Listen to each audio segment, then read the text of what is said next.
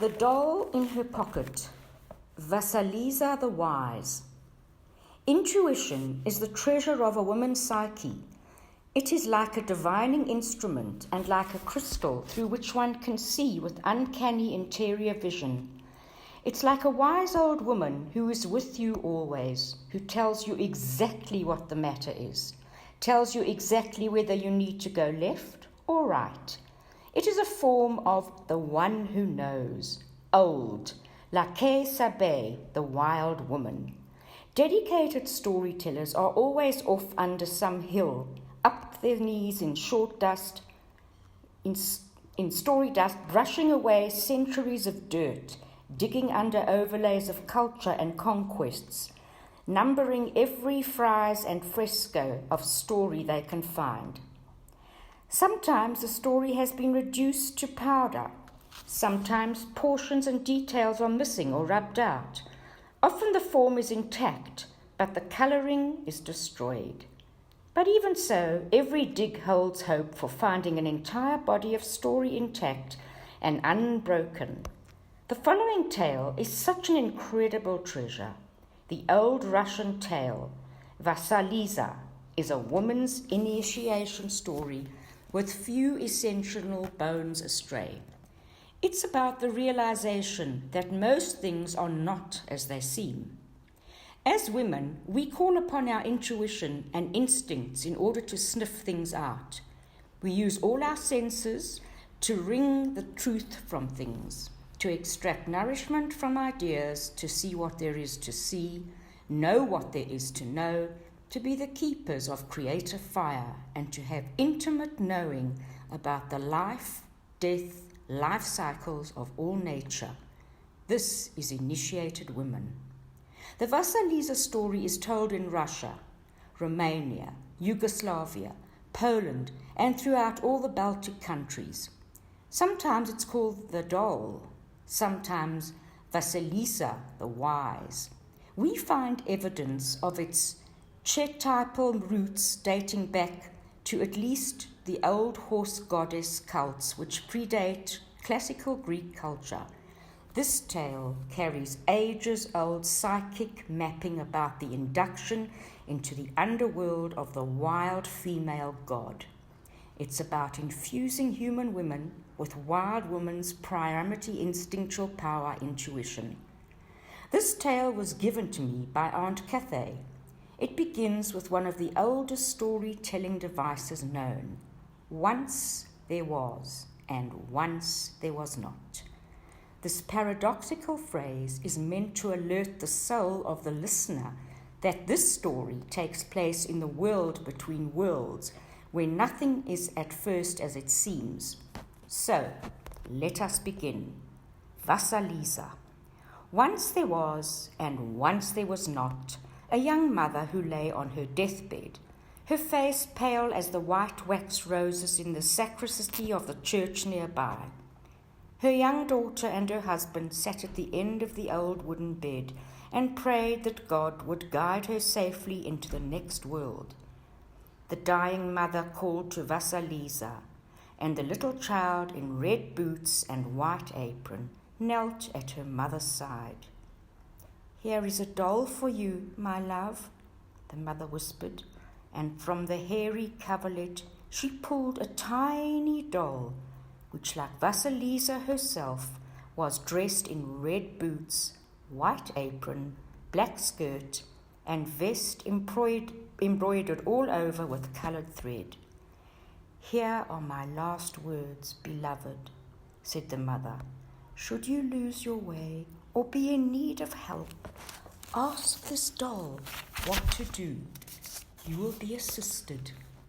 Keep the doll with you always. Do not tell anyone about her. Feed her when she is hungry. This is my mother's promise to you, my blessing on you, dear daughter." And with that, the mother's breath fell into the depths of her body, where it gathered up her soul and rushed out from between her lips, and the mother was dead. The child and the father mourned for a very long time, but like the field cruelly ploughed under by war, the father's life rose green from the furrows again, and he married a widow with 2 daughters. Although the new stepmother and her daughters spoke in polite tones and always smiled like ladies, there was something of the rodent behind their smiles, which Vasalisa's father did not perceive. Sure enough, when the 3 women were alone with Vasalisa, they tormented her, forced her to wait on them, sent her to chop wood so her lovely skin would become blemished. They hated her because she had a sweetness about her that was otherworldly. She was also very beautiful. Her breasts were bounding, while theirs dwindled from meanness. She was helpful and uncomplaining, while the stepmother and stepsisters were, among themselves, like rats in the offal pile at night. One day the stepmother and stepsisters simply could not stand Vasalina any longer.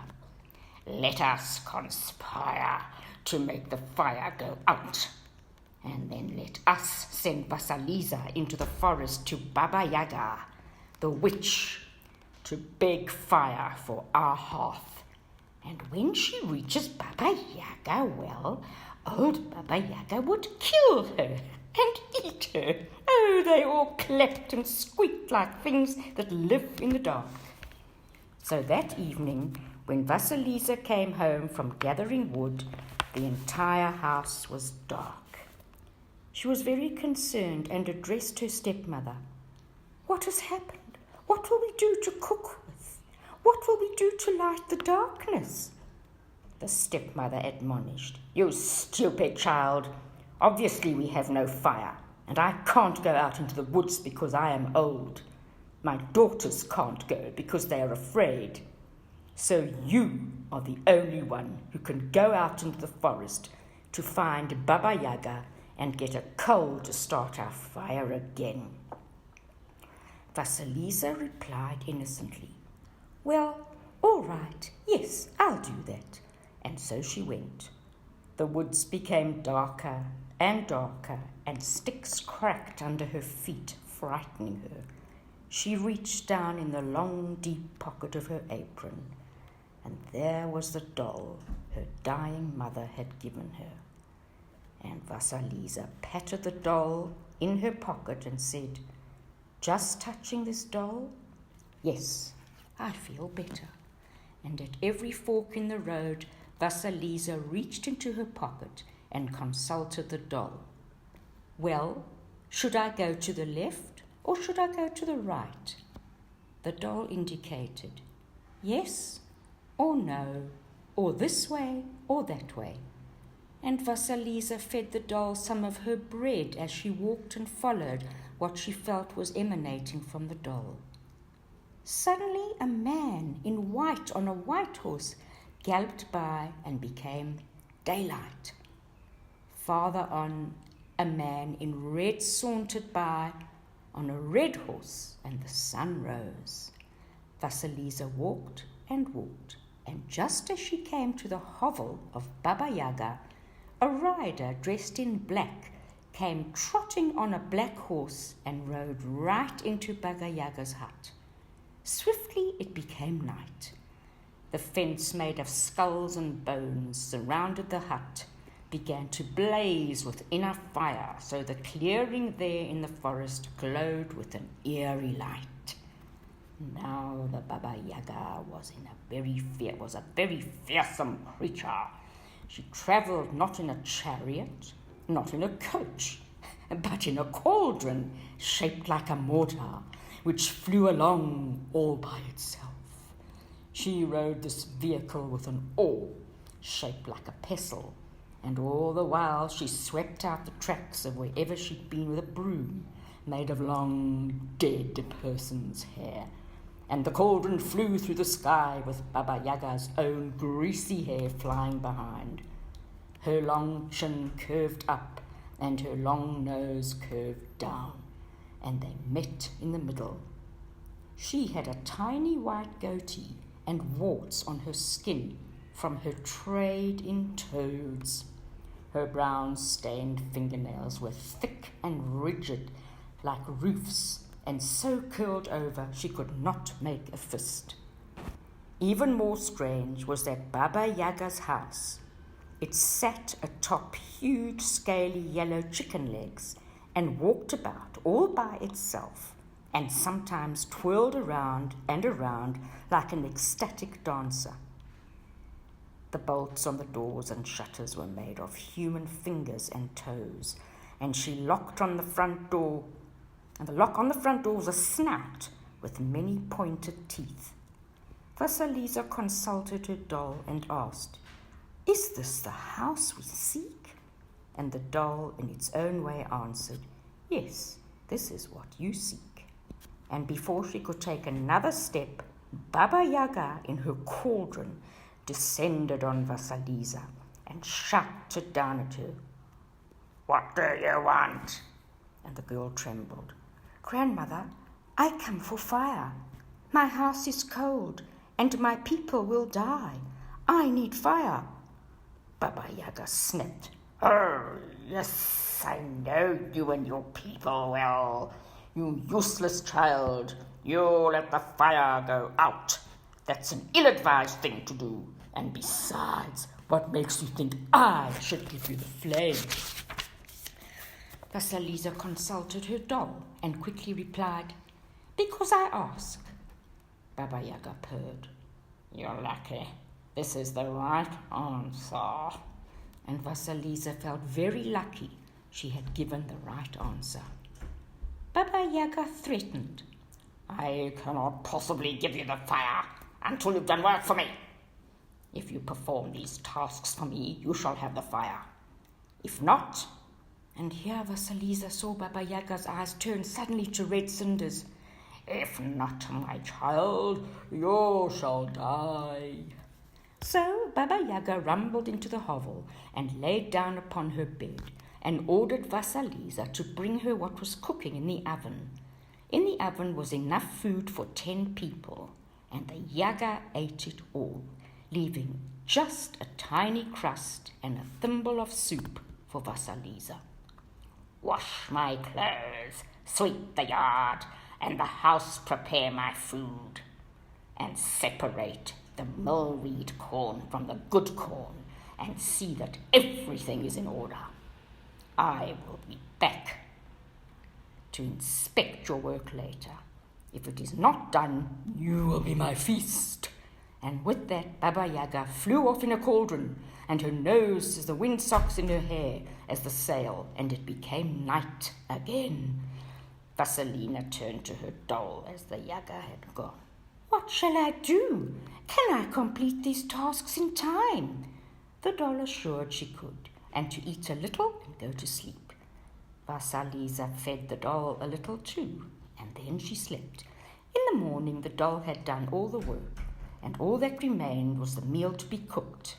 In the evening the Yaga returned and found nothing undone. Pleased in a way, but not pleased because she could find no fault.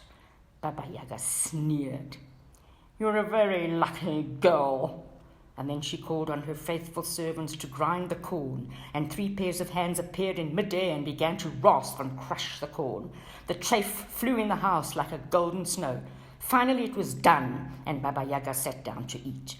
She ate for hours and ordered Vasalisa on the morrow to again clean the house, sweep the yard, and launder the clothes. The Yaga pointed to a great mound of dirt in the yard. "In that pile of dirt are many poppy seeds, and millions of poppy seeds, and I want in the morning to have 1 pile of poppy seeds and 1 pile of dirt, all separated out from each other. Do you understand?" Vasalisa almost fainted. "Oh my, how am I going to do that?" She reached into her pocket and the doll whispered, "Don't worry, I will take care of it." That night Baba Yaga snored off to sleep, and Vasalina tried to pick the poppy seeds out of the dirt. After a time, the doll said to her, "Sleep now, all will be well."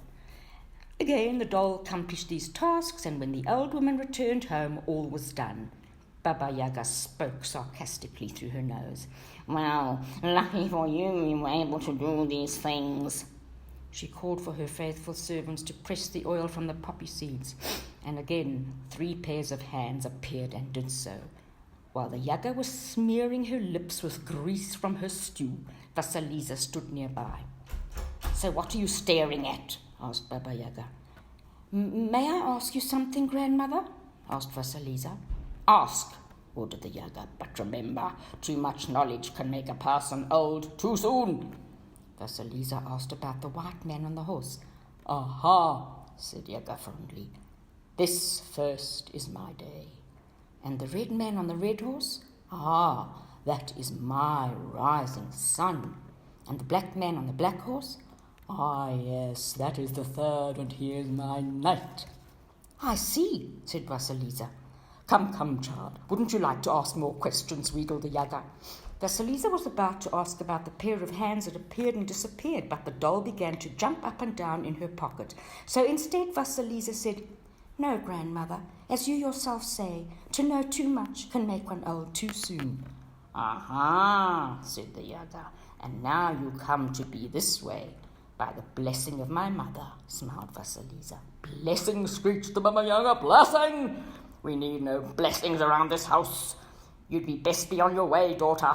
She pushed Vasalisa outdoors. I'll tell you what, child. Here. Baba Yaga took a skull from the fiery eyes of her fence and put it on a stick. Here, take this skull on a stick home with you. There's your fire. Don't say another word. Just be on your way.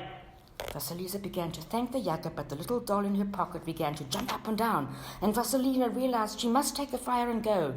She ran for home, following in turns and twists in the road, and the doll telling her which way to go. It was night, and Vasalisa came through the forest with a skull on a stick, the fire blazing from ear, eye, nose, and mouth holes of the skull. Suddenly, she began to be frightened of its heavy light, and thought to throw it away, but the skull spoke to her and urged her to calm herself and continue towards the home of her stepmother upstairs. As Vasalisa came nearer and nearer to the house, her stepmother and stepsisters looked out of the window and saw a strange glow through the woods. Closer and closer it came. They could not imagine what it could be. They had decided that Vasalisa's long absence meant she was dead by now and her bones dragged away by animals, and good riddance. Vasalisa advanced closer and closer to her, and as the stepmother and stepsisters saw her, they ran to her saying they had been without fire since she left, and no matter how hard they tried to start one, it always went out. Vasalisa entered the house feeling triumphant, for she had survived her dangerous journey and brought fire back to her home. But the skull on the stick watched the stepsisters and stepmother's every move and burnt into them, and by morning it had burnt the wicked trio to cinders. And there we have it, an abrupt ending to kick people out of the fairy tale and back to reality again. There are many endings of this sort in fairy tales. They're the equivalent of saying boo, to bring listeners back to mundane reality. Vasalisa is a story of handing down blessings on women's power, of intuition from mother to daughter, from one generation to the next. This great power, intuition, is composed of lightning-fast inner seeing, inner hearing, inner sensing, and inner knowing. Over generations, these intuitive powers became a buried stream within women, buried by a disrepute and disuse. However, Jung once remarked that the thing was never lost in the psyche. We can be confident that things lost in the psyche, we can be confident that things lost in the psyche are all still there. So too, this will of women's instinctual intuition has never been lost, and whatever is covered over can be brought back again. To grasp such a tale, we understand that all components represent a single woman's psyche. So all aspects of the story belong to a single psyche, undergoing an initiatory process. Initiation enacted by completing certain tasks. In this case, there are 9 tasks for the psyche to complete. They focus on learning the old ways of the wild old mother, But the completion of the tasks, a woman's intuition, they know being who walks there, whoever women walk, looking at all things in their lives and commentating on the truth of it all with swift accuracy, is resent into women's psyche. The goal is a loving, trusting relationship with the being whom we have to come to call the knowing woman, the wild woman. In the rite of old female goddess Baba Yaga, these are the tasks of initiation. The first task, allowing the too good mother to die. In the opening of the tale, the mother is dying and bequeaths to her daughter an important legacy. The psychic takes of this stage in a woman's life are these: accepting that even watchful, hovering, protective psychic mother is not adequate as a central guide for one's future instinctual life. The too good mother dies.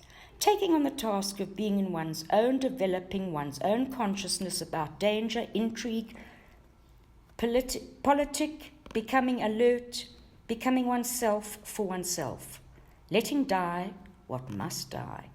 As the too good mother dies, the new woman is born. In the tale, the initiatory process begins when the dear and good mother dies.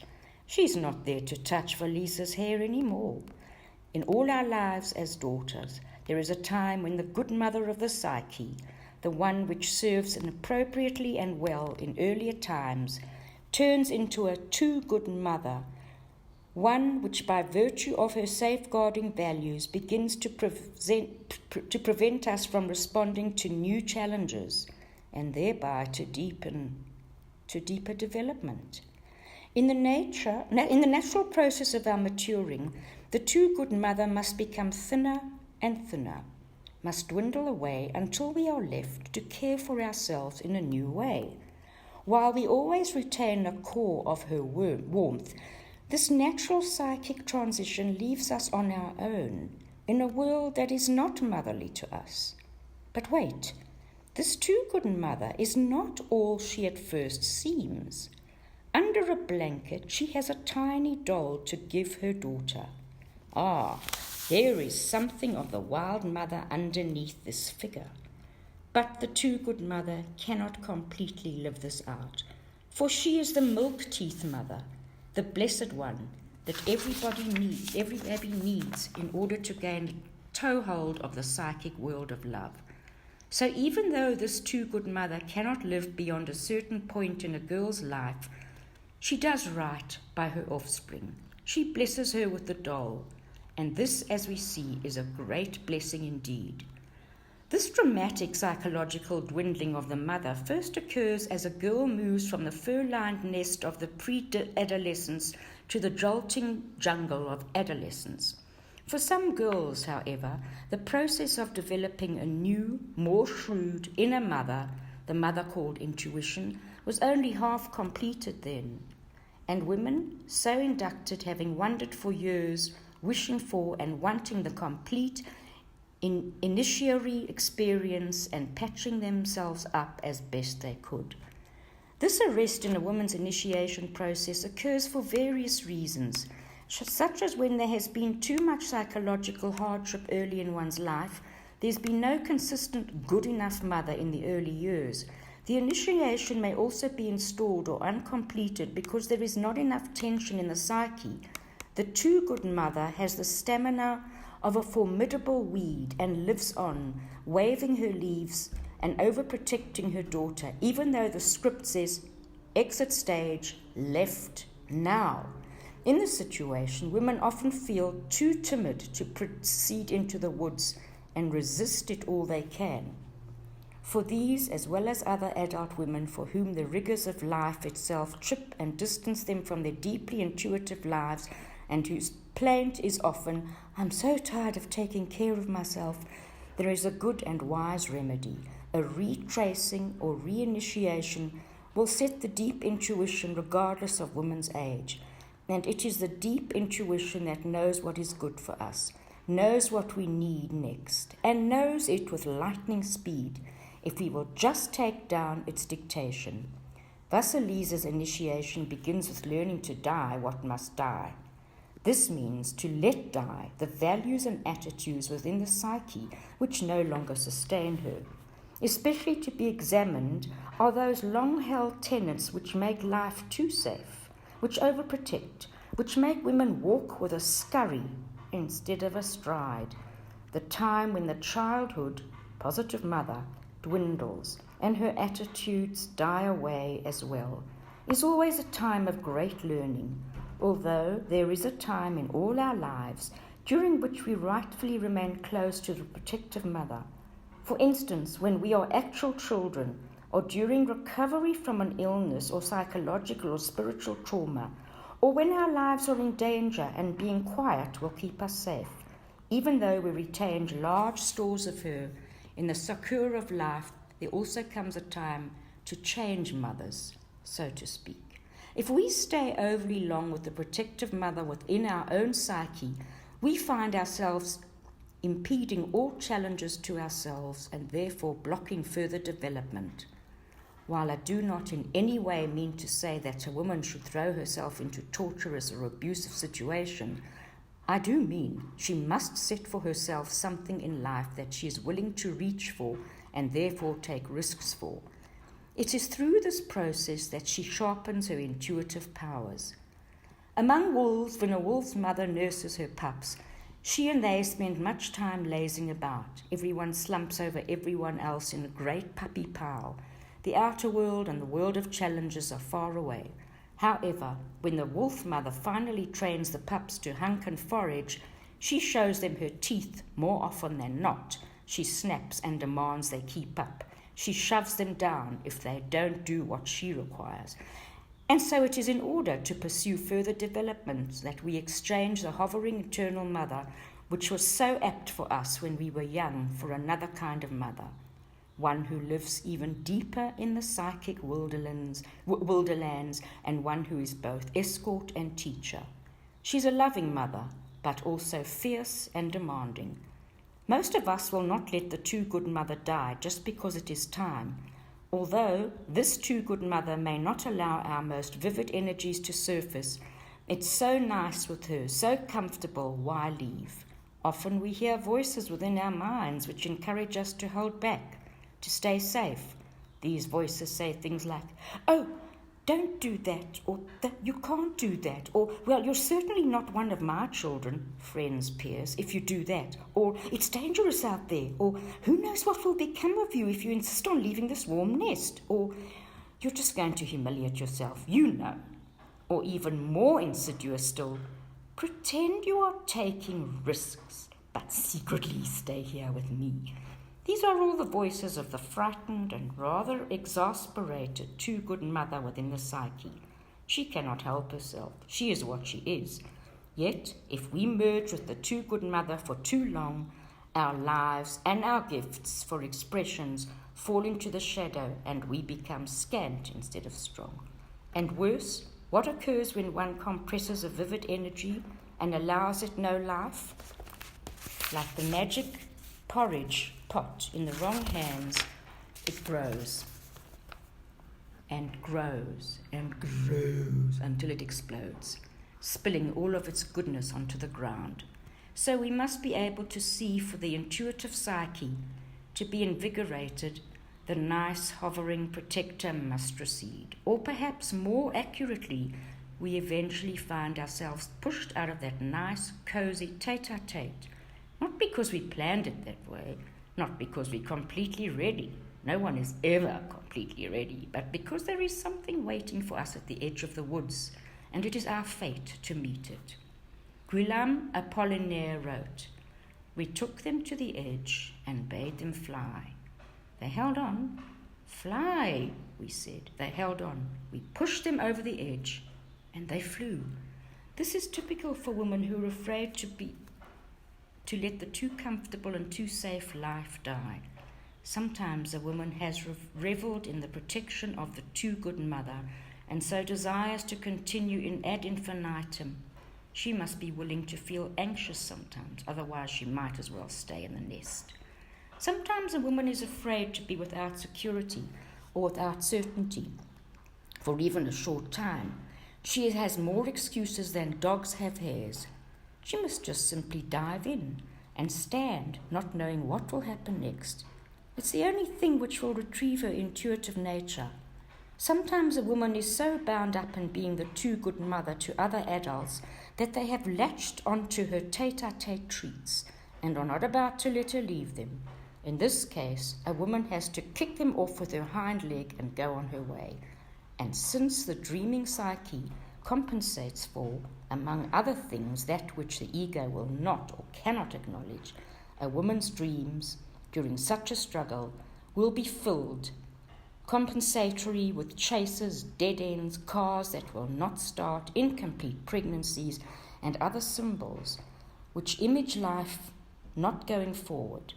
In her guts, a woman knows there is deadliness in being too sweet, self for too long. So loosening our hold on the glowing archetype of the ever sweet and too good mother of the psyche is the first step. We are off the teat and learning to hunt. There is a wild mother waiting to teach us, but in the meantime, the second task is to hold on to the doll while we learn its uses. The second task, exposing the crude shadow. In this part of the fairy tale, the bad, rotten stepfamily marches into Vasalisa's world and begins to make her life miserable. The tasks of this time are learning even more mindfully to let go of what overly positive mother, feeling that being good, being sweet, being nice will not cause life to sing. Vasalisa became a slave, but it did not help. Experiencing directly one's own shadow nature, particularly the inclusionary, jealous, and exploitive aspects of self, the stepmother and stepdaughters. Owning these, making the best relationship one can with the worst parts of oneself, letting the pressure build between with who one is taught to be and who one really is. Ultimately, working toward letting the old self die and the new intuitive self be born. The stepmother and stepsisters represent the underdeveloped but provocatively mean elements of the psyche. They are shadow elements, meaning aspects of oneself which are considered by the ego undesirable or not useful, and are therefore relegated to the dark shadow. Material can be very positive, for often a woman's gifts are also pushed into the dark. But negative shadow material can also be useful, as we shall see, for when it erupts, we finally specify those aspects of the sources we are made all the stronger and wiser. In this stage of initiation, a woman is harassed by the petty demands of her psyche, which exhort her to comply with whatever anyone wishes. Compliance causes a shocking realization that must be registered by all women. This is to be ourselves. To be ourselves causes us to be exiled by many others, and yet to comply with what others want causes us to be exiled from ourselves. It is a tormenting tension, and it must be borne. But the choice is clear. Vasalisa is disenfranchised, for she inherits and is inherited by a family that cannot understand or appreciate her. As far as they're concerned, she is unnecessary. They hate and revile her. They treat her as a stranger, the untrustworthy one. In fairy tales, the role of the stranger or the outcast is usually played by the one who is most deeply connected to the knowing nature. The stepmother and the stepsisters can be understood as creatures set into a woman's psyche by the culture to which a woman belongs. The stepfamily in the psyche is different from the soul family, for it is the superego, that aspect of the psyche which is structured according to each particular society expectations, healthy or not, for women. These cultural, that is the superego, overlay and injunctions are not experienced by women as emanating from the soul self psyche, but are felt as they came from out there, from some other source which is not innate. The cultural superego overlays can be positive or they can be very detrimental. Vasalisa's stepfamily as an ultra-psychic ganglia which pinches off the nerve to life's vitality. They enter as a chorus of unredeeming hags who taunt. You can't do that. You're not good enough. You're not old enough. You're not bold enough. You're stupid, insipid, vacant. You don't have time. You're only good for simple things. You're only allowed to do this much and no more. Give up while you're ahead. As Vasalisa is not yet fully conscious of her power, she allows this evil crimp in her lifeline. In order for her to regain her life, something different, something life-giving must occur. The same is true for us. We cannot see the story that Vasalisa's intuition into what is happening around her is quite flimsy, and that the father of the psyche doesn't notice the hostile environment either. He is also too good and has no intuitive development of himself. It's interesting to note that daughters who have naive fathers often take far longer to awaken. We too are pinched off when the step family within us and around us tells us we are not much to begin with and insist we focus on our shortcomings, rather than perceiving the cruelty whirling around us, be it within our psyche or without the culture. However, we see into or through something requires intuition and also the strength to stand upon what one sees. Like Vasalisa, we may try to be nice when we should be knowing. We may even be taught to set aside acute insight in order to get along. However, the reward for being nice is oppressive circumstances. It's to be mistreated more. Although a woman feels that if she is herself, she will alienate others, it's just this psyche tension that is needed in order to make soul and to create things. So the stepmother and stepsisters scheme to send Vasalisa away. They secretly plot, go into the forest. Vasalisa goes to Baba Yaga, and if you survive, you won't, then we might accept you. This is a very critical idea because many women are stuck halfway through the initiation process, sort of hanging half in and half out of the hoop. Although there is no natural predator in the psyche, one who says die and bar and why don't you give up, and rather automatic basis, the culture in which a woman lives and the family in which she was raised can painfully exacerbate that nature, but moderate no-saying aspects in the psyche. For instance, women who are raised in families that are not accepting of their gifts often set off on tremendously big quests over and over, and they do not know why. They feel they must have thrust a PhD. They must have 3 PhDs that have to hang about upside down from Mount Everest, or that they must execute all manner of dangerous, time-consuming and money-eating endeavors to try to prove to their families that they have worth. Now will you accept me? No? Okay, watch this. The step family ganglia, of course, belongs to us, by which means we receive it, and it is our work to deal with an empowered manner. However, one's worth to the chorus of jealous hags in pointless, and as we shall see, in fact, impedes the initiation. Vasalisa does the everyday chores without complaint. To submit without complaint is heroic seeming, but in fact causes more and more pressure and conflicts between the two oppositional natures, one too good, the other too demanding.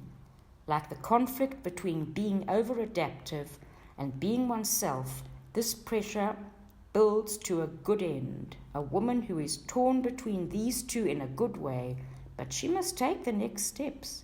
In the story, the stepwomen so squeeze the psychic force that by their machinations a fire goes out, and at this point a woman begins to lose her psychic bearings. She may feel cold, alone, and willing to do anything to bring back the light again. This is just the jolt the too nice woman needs to continue her induction into her own power. One might say that Vasalisa has to go to meet the great wild hag because she needs a good scare. We have to leave the chorus of detractors and plunge into the woods. There is no way to both stay and go. Vasalisa, like us, needs some guiding light that will differentiate her for what is good for her and what is not. She cannot develop by standing around being everyone's bootjack. Women who try to make their deeper feelings invisible are deadening themselves. The light goes out. It's a painful form of suspended animations. Conversely, and perhaps somewhat perversely, when the fire is put out, it helps to snap Vasalisa out of her submission. It causes her to die to an old way of life and to step with shivers into a new life, one which is based on an older, wiser kind of inner knowing. The third navigation in the dark. In this part of the tale, the dead woman's legacy, the doll, guides Vasalisa through the dark house of Baba Yaga. There are psychic tasks for this time, consenting to venture into the locus of deep initiation, entering the forest and beginning to experience the new and dangerous feeling, Newman, of being in one's intuitive power, learning to develop sensitively as regards direct to the mysterious, unconscious, and relying solely on one's inner senses, learning the way back home to the wild mother, heeding the doll's directions, learning to feed intuition, feeding the doll, letting the frail, know nothing maiden die even more, shifting power to the doll. Example, intuition. Vasalisa's doll is from the provisions of the old wild mother. Dolls are one of the symbolic treasures of the instinctual nature. In Vasalina's case, the doll represents Vidisita, the little instinctual life force that is both fierce and enduring. No matter what mess we are in lives, what we are in, it lives out a life hidden within us. For centuries, humans have felt that dolls emanate both a holiness and a mana, of which awesome and compelling prescience which acts upon persons, changing them spiritually. For instance, the mandrake root is praised for its resemblance to the human body, with arms and legs of root and gnarls for a head, and is said to be charged with great spiritual power. Dolls are believed to be infused with life, by their makers. They are infused in rites, ritual, hoodoo, love spells, and mischief. They are used as markers of authority and talismans to remind one of one's own power. Museums throughout the world are filled, overflowing with idols and figurines made of clay and wood and metals. These figurines from Paleolithic and Neolithic times are dolls. Art galleries filled with dolls. In modern art, Seagal's life-sized, gauze-raped mummies are dolls. Ethnic dolls fill railway gift shops and gas stations on major interstates. Among royalty, dolls have been given as gifts since ancient times as tokens of goodwill. In rustic churches throughout the world, there are saint dolls.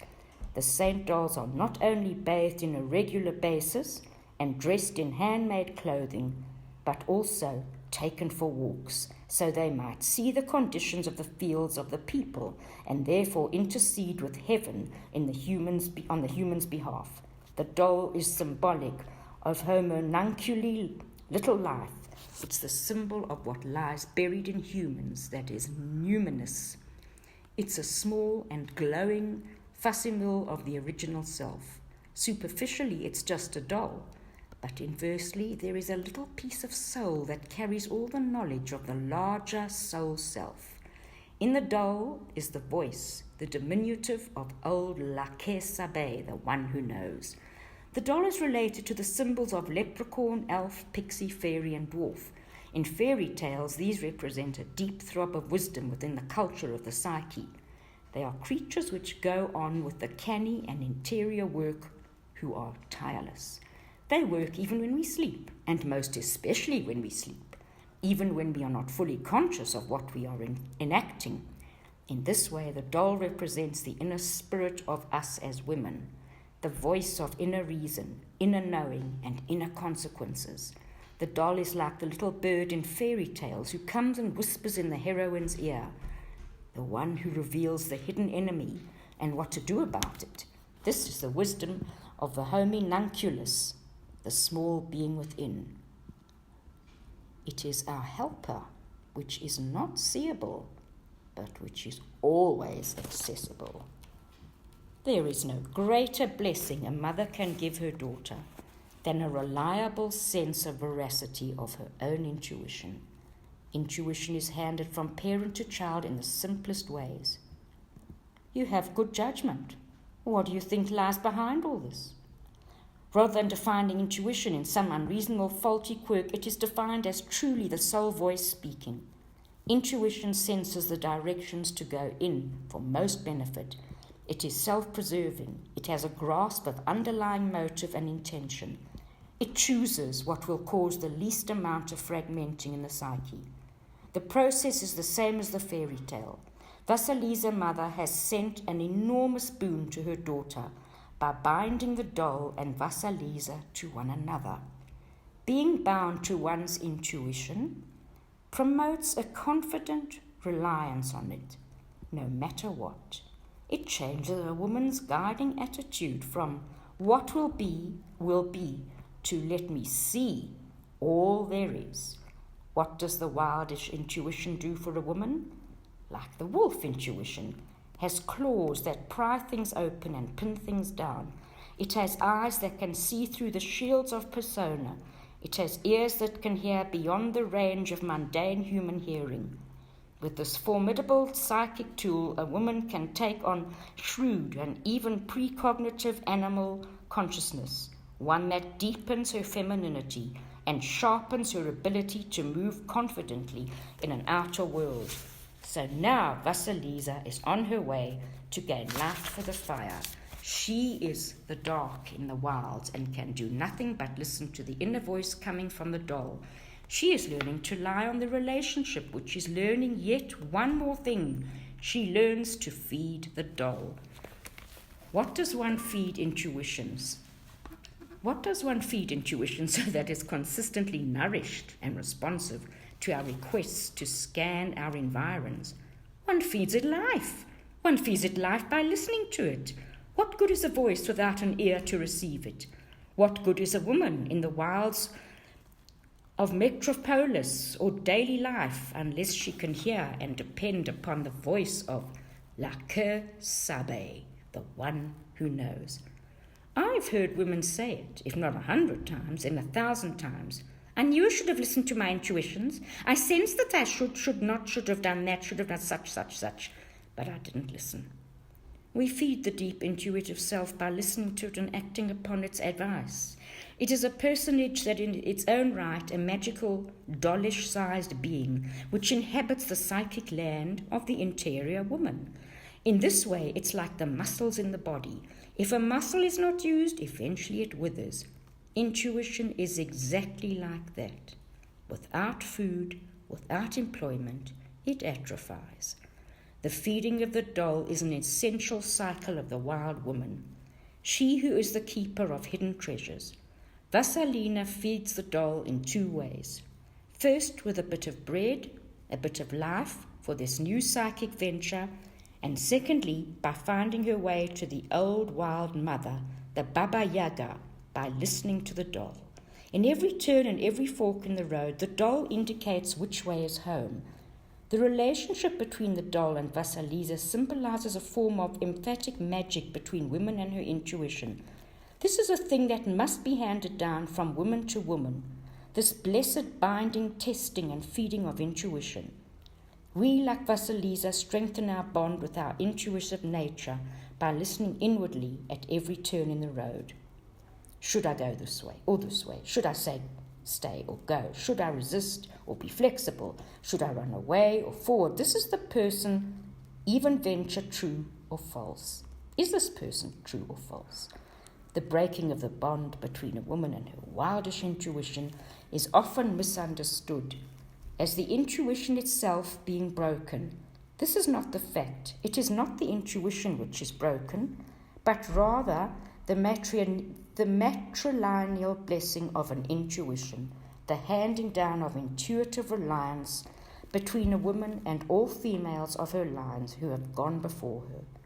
It is that long river of a woman that has been dammed. A woman's grasp of her intuitive wisdom can be weak as a result. But with exercise, it will come back and become fully manifested. The dolls serve as talismans. Talismans are reminders of what is felt but not seen, what is so but is not immediately obvious. The talismanic numen of the doll is that it reminds us, tells us, sees ahead for us. This intuitive function belongs to all women. It is a massive and fundamental receptivity. Not receptivity as once touted in classical psychology, that is a passive vessel, but receptivity in a possessing immediate access to a profound wisdom that reaches to women's very bones. The fourth task facing the wild hag.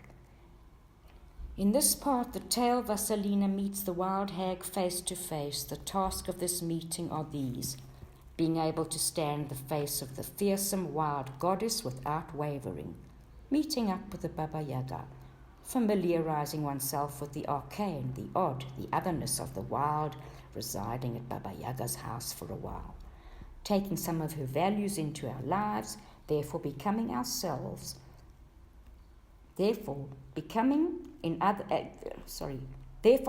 ourselves a little old, eating her food, learning to face great power in others, and subsequently one's own power, letting the frail and too sweet child die back even further.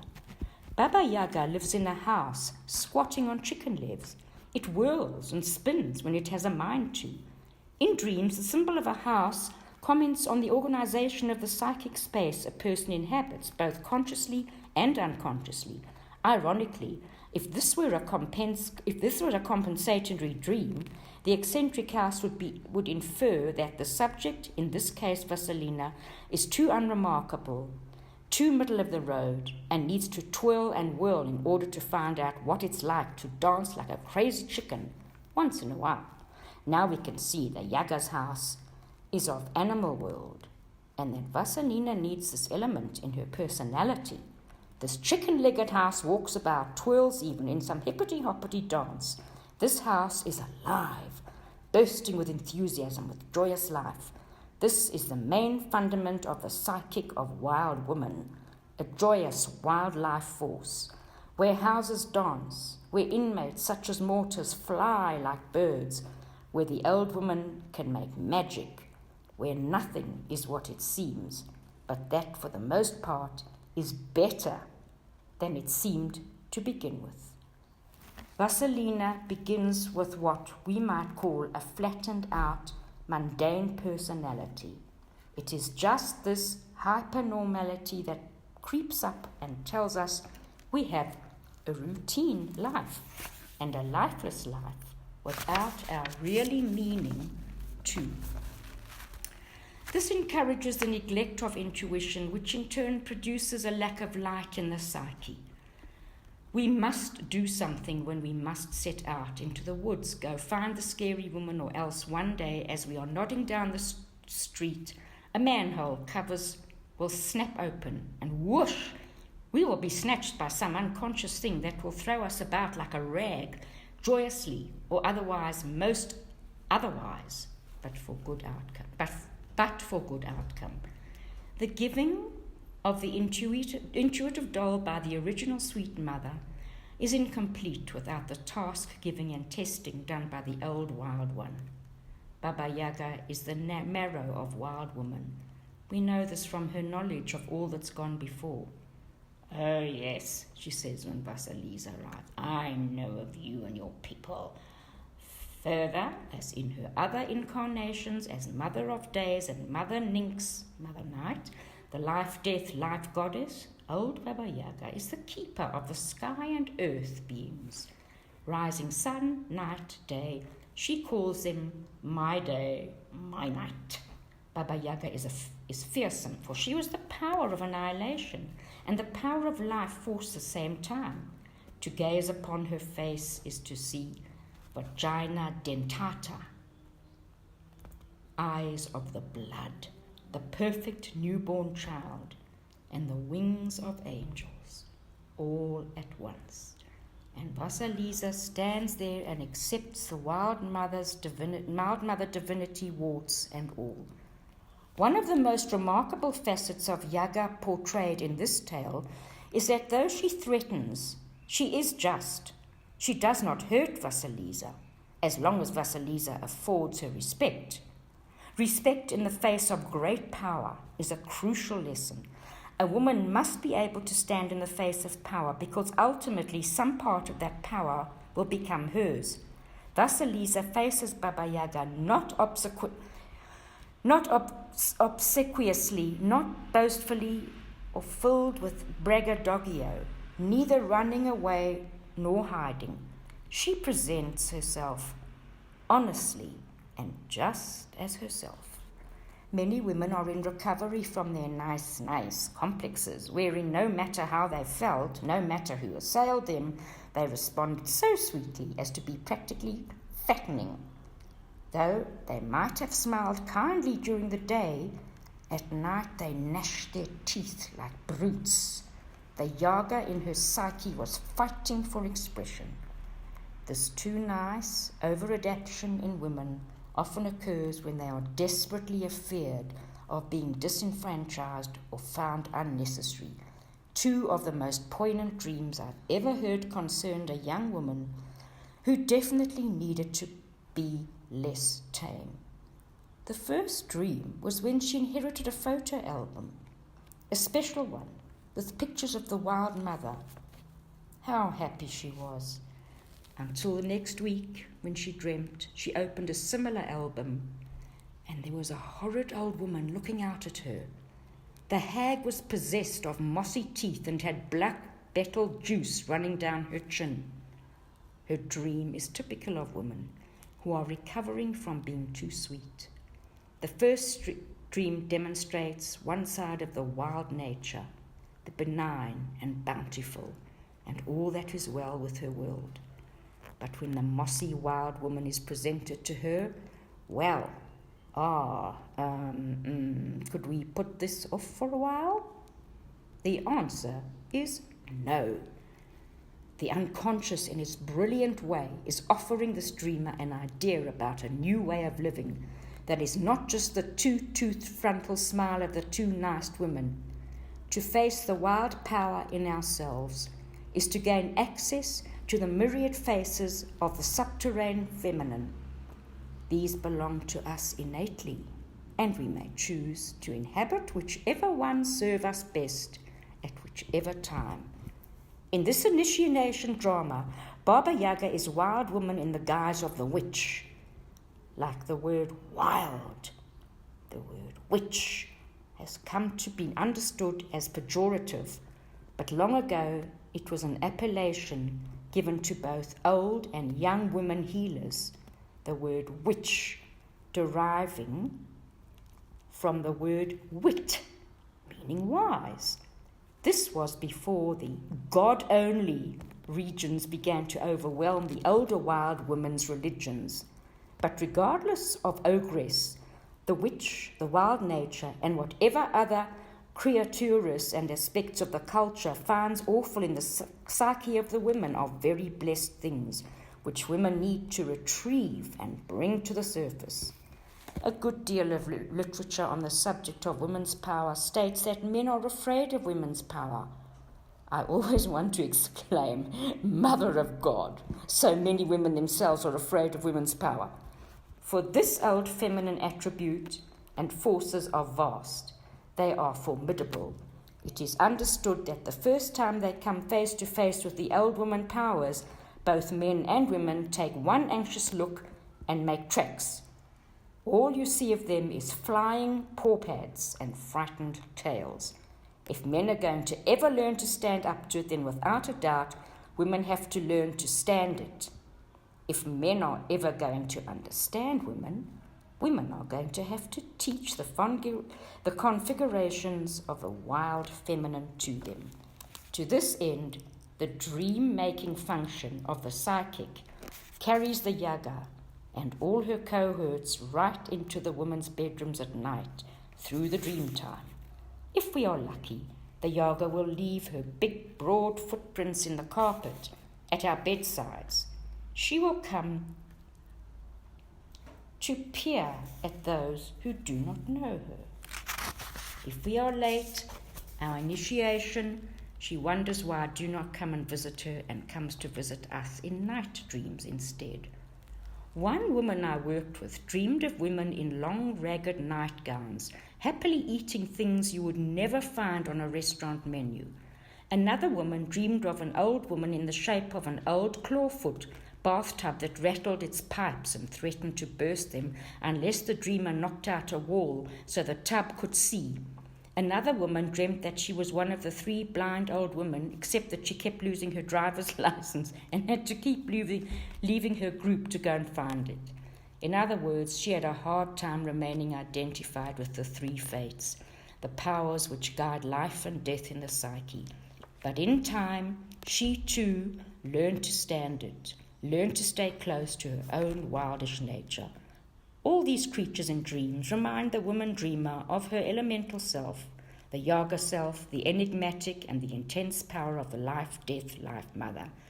Yes, we are saying that to be Yagish and good, and that we must be able to stand it.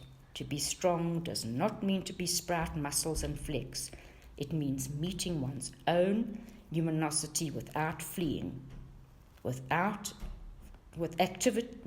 living in the wild nature in one's own way. It means to be able to learn, to be able to stand what we know. It means to stand and live. The 5th task, serving the non-rational.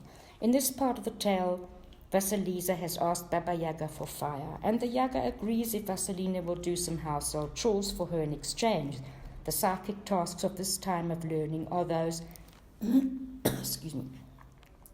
staying with the hag goddess is acclimating to the great wildish powers of the feminine psyche, coming to recognize her, your power, and your powers of inner purifications, unsoiling, sorting, nourishing, building, energy and ideas, washing the Yaga's clothes, cooking for her, cleaning her house, and sorting out the elements.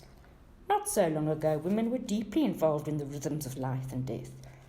They inhaled pungent odour of iron from the fresh blood of childbirth. They washed the cooling bodies of the dead as well. The psyches of modern women, especially those from industrial and technological cultures, are often deprived of those close-up and hands-on blessed and basic experiences. But there is a way for the novice to fully participate in the sensitive aspects of life and death cycles. Baba Yaga, the wild mother, is the teacher, whom we can consult in these matters. She instructs the ordering of the house of the soul. She imbues an alternate order to the ego, one where magic can happen, joy can be done, appetite is intact, things are accomplished with gusto. Baba Yaga is the model for being true to themselves. She teaches both death and renewal. In the tale, she teaches Vasalisa how to take care of the psychic house in the wild feminine. Laundering the Baba Yaga's clothes is a fabulous symbol. In the old countries and still today, to launder one's clothes, one descends to the river and there makes the ritualistic ablutions that people have made since the beginning of time in order to renew the cloth. This is a very fine symbol for a cleansing and purification of the entire bearing of the psyche. In mythology, the woven cloth is the work of life, death, life mothers. For instance, in the East there are 3 fates, Clotho, Lachesis, and Atropos. In the West there is Nasheji, Adzar, Spider-Woman, who gave the gift of weaving to the Navojo. This life, death, life mother teaches women sensitivity to what must die and what must live, and to what shall be carded out and what shall be woven in. In the tale, Baba Yaga charges Vasalina to do the laundry, bring the weaving, these patterns of life, death, life, goddess, out into the open, to consciousness, washing them, renewing them. To wash something is a timeless purification ritual. It not only means to purify, it also means, like baptism from the Latin baptiza, to drench, to permeate with a spiritual numen and mystery. In the tale, the washing of the first task, it means to make taut again, that which becomes slackened from wearing. The clothes are like us, worn and worn, until our ideas and values are slackened by the passing of time. The renewal, the reviving, takes place in the water, in the discovering of what we really hold to be true, what we really hold sacred. In archetypal symbolism, clothing represents persona, the first view of the public gains of us. Persona is a kind of camouflage which lets others know that we wish them to know about us, and nothing more. But there is an older meaning of persona, one found in all Mesoamerican rites, one well known to Candorus y Cuentiatus storytellers. The persona is not simply a mask to hide behind, but rather a presence which eclipses the mundane personality. In this sense, persona or mask is a symbol of rank, virtue, character, and authority. The persona is the outward significator, the outward display of mastery. I like very much the initiatory task which requires a woman to cleanse the persona, the clothing of authority, of the great Yaga of the forest. By washing the Yaga's clothes, the initiate herself will see how seams of persona are sewn, which patterns the gowns take. Soon she herself will have the measure of these persona to hang in her closet, amongst others she has fashioned throughout her life. It's easy to imagine that Yaga's marks of power, of authority, her clothes, are made as herself a fashionable, psychologically strong, enduring. So to wash her laundry is a metaphor through which we learn to witness and take up the combination of qualities, and also to know how to sort, mend, renew these qualities by the purificatio, the washing of the fibers being. Vasalisa's next task is to sweep the hut and yard. In Eastern European fairy tales, brooms are often made of sticks from trees and bushes, and sometimes the roots of wiry plants. Vasalisa's work is to sweep the objects made of plant matter over the floors and the yard to keep the place clear of debris. A wise woman keeps her psychic environment uncluttered. She accomplishes such by keeping a clear head, keeping a clear place for her work, working at completing her ideas and projects. For many women, this task requires of them that they clear a time each day for contemplation, for a space to live in that clearly their own, with paper, pens, paints, tools, conversation time, freedom that are for this work only. For many, psychoanalysis and other experiences of descent and transformation provide this special time and place for the work. Each woman has her own preference, her own way. If this work can take place in Baba Yaga's hut, so much the better. Even near the hut is better than far away. In any event, one's wild life has to be kept ordered on a regular basis. It's not good enough to go to it once a day, for one day once a year. But because it is Baba Yaga's hut that Vasalina sweeps, because it is Baba Yaga's yard, we also speaking of keeping unusual ideas clear and ordered. This idea includes those which are uncommon and mystical, soulful, and uncanny. To sweep the premises means not only to begin to value the non-superficial life, but to care for its orderliness. Sometimes women become confused about the soulful work and leave its architecture all in a mess until it is taken by the forest.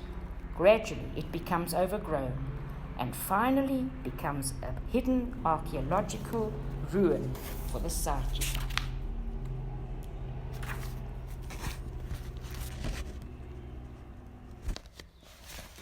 Right. Now, this The cynical sweeping will prevent this from occurring. When women have clear space, the wild nature can better thrive. To cook for Baba Yaga, we ask literally, how does one feed the Baba Yaga of the psyche? What does one feed so wild a goddess? Firstly, to cook for the Yaga, one lays a fire. A woman must be willing to burn hot, burn with passion, burn with words, burn with ideas, with desire for whatever it is she truly loves.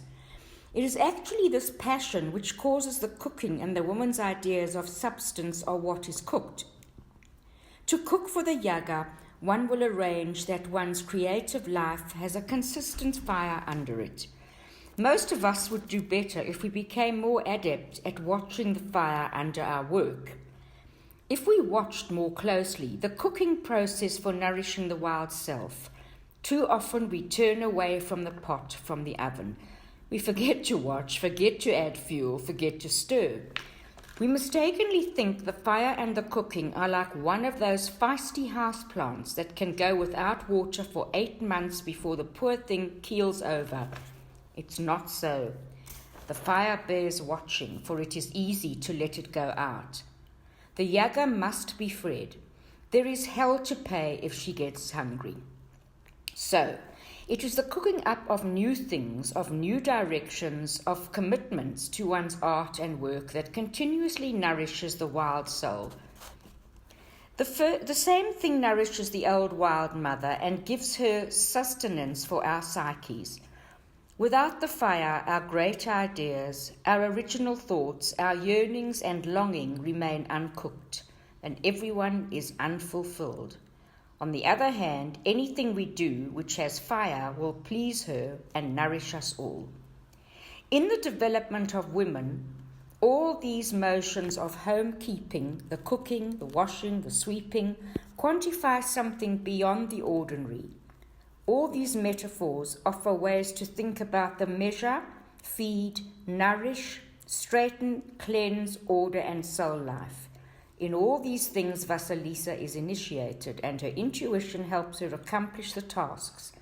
The intuitive nature carries the ability to measure things at a glance, to weigh in an instant, to clear off the debris around an idea, and to name the essence of the thing, to fire it with vitality, to cook raw ideas, to make food for the psyche. Vasalisa, through the doll of intuition, is learning to sort, understand, keep in order, and clear and clean the psychic premises. Additionally, she learns that the old wild mother requires much nourishment in order to do her work. Baba Yaga cannot be put on a lettuce leaf and black coffee diet. If one wishes to be close to the wild mother, one has to realize that she has appetite for certain things. If one is to have relationship with the ancient feminine, one must cook up much.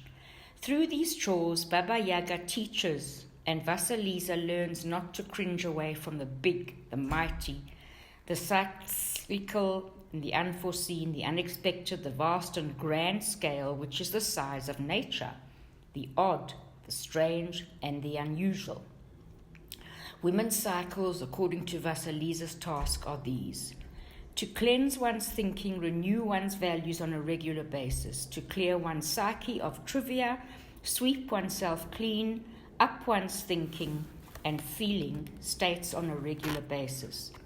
The building creative fire and cook up ideas on a systematic basis, and especially to cook up a lot, to feel the relationship between oneself and the wildish nature. Vasalisa, via her time with Yaga, will eventually integrate some of the manner and styles of the Yaga. And we too, it's our job in our own limited human way to pattern ourselves after her, and this we learn to do. Yet we are awed at the same time, for in Baba Yaga's land there are things that fly in the night and are risen in daybreak, all summoned and bidden by the wild instinctual nature. They are the bones of the dead, which will still speak, and there are winds and fates and suns and moons, and dead which will speak. But she keeps order. Day follows night. Season follows season. She's not haphazard. She is both rhyme and reason. In the story, the Yaga finds Vasalisa has completed all the tasks set before her, and the Yaga is pleased, but also a little disappointed that she cannot rail against the girl. And so, just to make sure Vasalisa doesn't take anything for granted, Baba Yaga says the equivalent of, "Well, though you managed to do my work once, doesn't mean you can do it again. So here's another day of tasks. Let's see how you do, dearie." Or else. Vasalisa again, through the ability of intuitive guidance, accomplishes the work, and the Yaga gives her the grumpy and begrudging stamp of approval. The kind that always comes from old women who have lived a long time and who have seen much and somewhat wish they hadn't, and are rather proud they have. The sixth test, separating this from that. In this part of the tale, Baba Yaga requires two very demanding tasks of Vasalisa. A woman's psychic tasks are these: learning fine discrimination, separating one thing from the other with fine discernment, learning to make fine distinctions in judgment, sorting the mildewed corn from the good corn, and sorting the poppy seeds from a pile of dirt. Observing the power of the unconscious and how it works, even when the ego is not aware. The pairs of hands which appear in the air. More learning about life, corn and death, poppy seeds. Vasalisa is asked to separate 4 substances: mildewed corn from whole corn and poppy seed from dirt. The intuitive doll completes the sorting of one from the other. Sometimes this sorting process occurs at such a deep level it is barely conscious to us, until one day the sorting spoken of in the tale is in the kind which occurs when we face a dilemma or question, but not much is forthcoming to help us solve it. But leave it alone and come back to it later, and may it be a good answer waiting for us, where there was nothing before. Or go to sleep and see what you dream. Perhaps the 2-million-year-old woman will come and visit you from the nightland. Perhaps she will be bearing the solution, or will show you the answer is under your bed and in your pocket, in a book, or behind your ear. It's a phenomenon that a question asked before bedtime, with practice, elicits an answer upon wakening. There is something in the psyche, something of the wildish doll, something under, over, or in the collective unconscious which sorts the material while we sleep and dream. And reliance on this attribute is also part of the wild nature. The mildewed corn has 2 meanings. As a liquor, mildew corn may be used both as inebriative and medication. There is fungal condition called corn smut, a rather fuzzy black fungus which is found in mildewed corn, which is also reputed to be a hallucinogenic.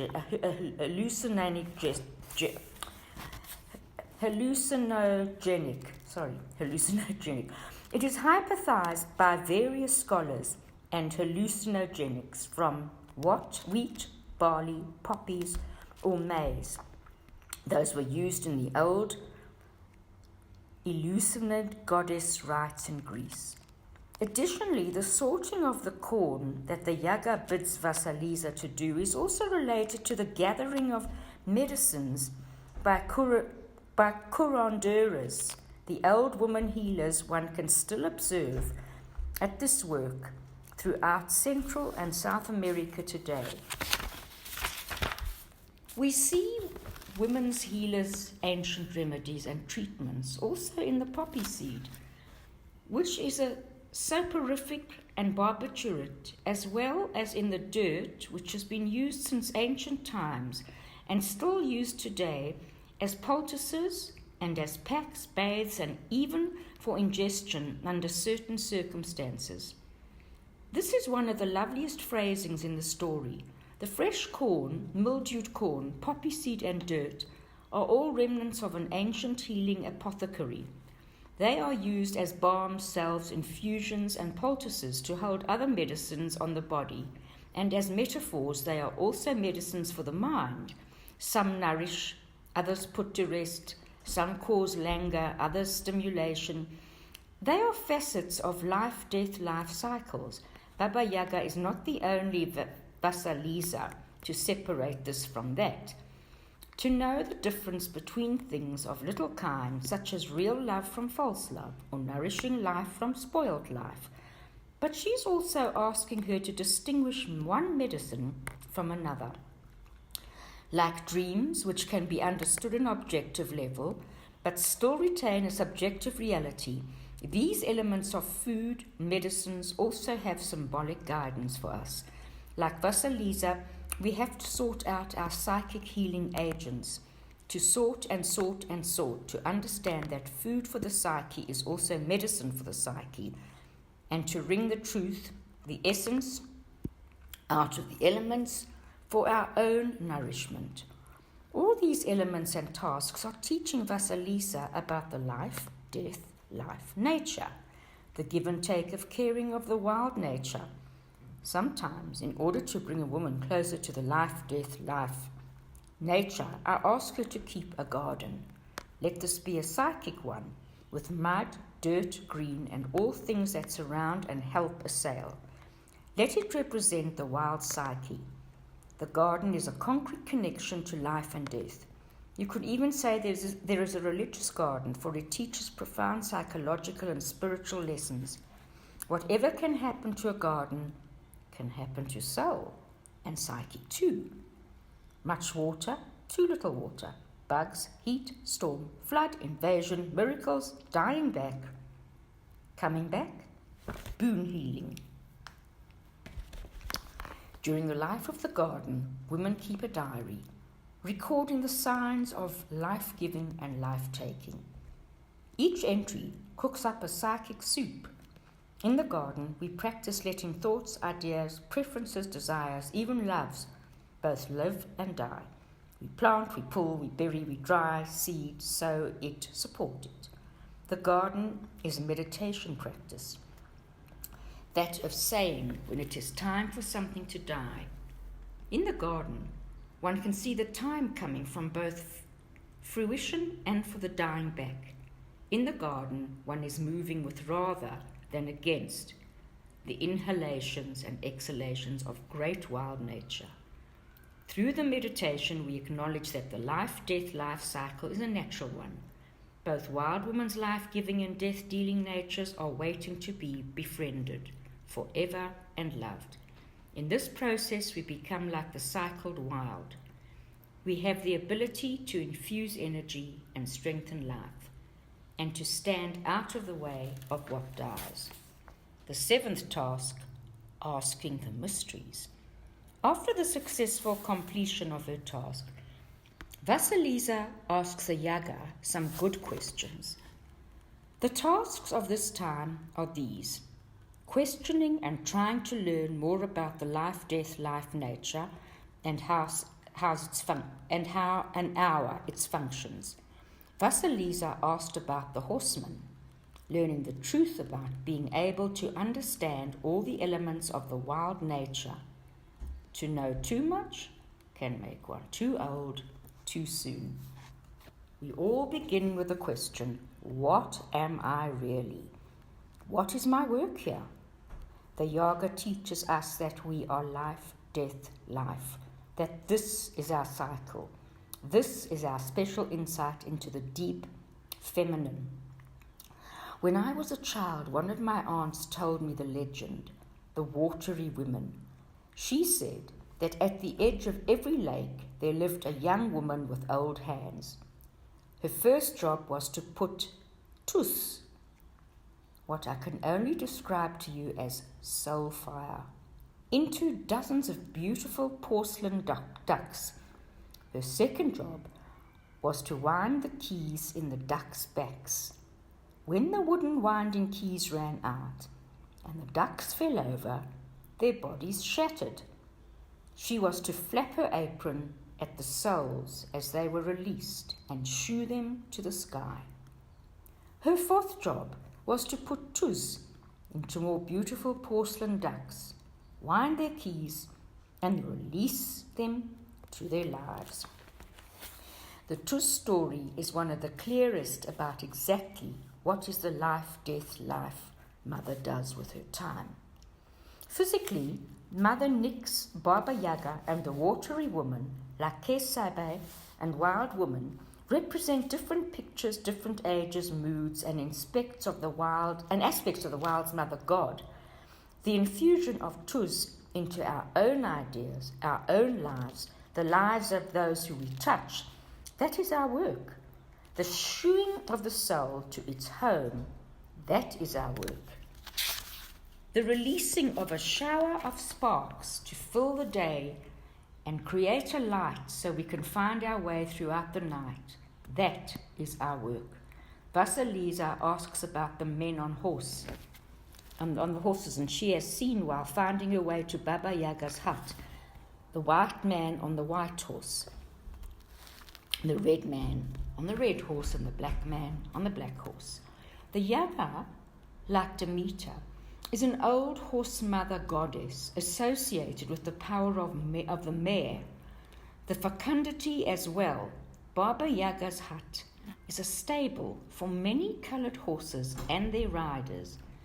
These pairs pull the sun up and across the sky by day, pull the cover of the darkness over the sky at night. But there is more. The black, red, and white horsemen symbolize the ancient colours, connoting birth, life, and death. These colours represent old ideas of descent, death, and rebirth. The black for dissolving one of its old values, the red for the sacrifices of preciously held illusions, and the white as the new light, the new knowing that comes from having experienced the first two. The old words used in the medieval times are nigredo, black, rubedo, red, and albedo, white. These describe an alchemy which follows the circuit of the wild woman, the work of the life, death, life mother. Without the symbols of daybreak, rising light, and mysterious dark, she would not be who she is. Without the rising of hope in our hearts, without the steady light, no matter if a candle or a sun, to tell us this from our own lives, without a night from which all things can be soothed, from which all things can be born, we too would not benefit from our wildish natures. The colours in the tale are extremely precious, for each has its death nature and its life nature. Black is the colour of mud, the fertile, the basic stuff into which the ideas are sown. Yet, black is the colour also of death, the blackening of the light. And black has even a third aspect. It is also the colour associated with the world between the worlds, which La Loba stands upon. For black is the colour of descent. Black is a promise that you will soon know something you did not know before. Red is the colour of sacrifice, of rage, of murder, of being killed. Yet, red is also the colour of vibrant life, dynamic emotion, aroused eros and desire. It's the colour that is considered strong medicine for psychic malaise, a colour which rouses the appetite. There is throughout the world a figure known as the Red Mother. She is not as well known as the Black Mother or Madonna, but she is the watcher of things coming through. She is especially propitiated by those who are about to give birth, for whose leaves this world or comes into this world has to pass through the Red River. Red is a promise that is rising up, or a borning is soon to come. What is the colour of the new, the pure, the pristine? It's also the colour of soul free, of the body, of spirit, unencumbered by the physical. It is the colour of essential nourishment, mother's milk. Conversely, it is the colour of the dead, of things which have lost their rosiness, their flush of vitality. When there is white, everything is, for the moment, tabula rasa, unwritten upon. White is a promise that there is nourishment enough for things to begin anew. Besides the horsemen, both Vasalisa and her doll are dressed in red, white, and black as well. Vasalisa and her doll are the alchemical analgin. Together they cause Vasalisa to be a little life, death, life, mother in the becoming. There are two epiphanies of life giving us the story. Vasalisa's life is revived by the doll and by her meeting with Baba Yaga, and thereby through all the tasks she masters. There are also two deaths in the story. That is the original Too Good Mother and also that of the step family. Yet we see easily that the deaths are proper and that they are ultimately cause the girl a much fuller life. So this letting live, letting die is very important. It is the basic natural rhythm which women are meant to understand and live. Grasping this rhythm lessens fear, for we anticipate the future and the ground swells, and the emptying out it will hold. The doll and the Yaga are the wild mothers of all women. They provide the penetrating, intuitive gifts from the personal level as well as the divine. This is the extreme paradox and teaching of the instinctual nature. It is a sort of wolf Buddhism. What is one is both. What is two makes three. What lives shall die, what dies shall live. This is what Baba Yaga means when she says, to know too much can make one old too soon. There is a certain amount we all should know at each age and each age of our lives. In the tale, to know the meaning of the hands that appear and wring out the oil from the corn and poppy seed, both life-giving and death-dealing medicines in and on themselves, is to ask to know too much. Vasalisa asks about the horses, but not about the hands. When I was a young adult, I asked Balgana Robnovich, an elderly teller from the Corsicas who lived in the tiny Russian farm community in Minnesota, about the Baba Yaga. How did she see this part of the tale when Vasalisa just knows? To stop asking questions, she looked at me with the lashless eyes of an old dog and said, "There are simply things which cannot be known." She smiled bewitchingly and crossed her thick ankles, and that was that. Try to understand the mystery of the appearing and disappearing servants who come to the form of hands is akin to trying and absolutely comprehend the core of the numinosum. By warning Vasalisa away from the question, the doll and the Yaga caution Vasalisa about calling too much of the numinosity of the underworld all at once. And this is right and proper. For though we visit there, we do not want to become enraptured and thereby trapped there. It's another set of cycles that Yaga alludes to here, cycle of a woman's life. As a woman lives them, she will understand more and more of these interior feminine rhythms, among them the rhythm of creativity, of birthing psychic babies, and perhaps also human ones.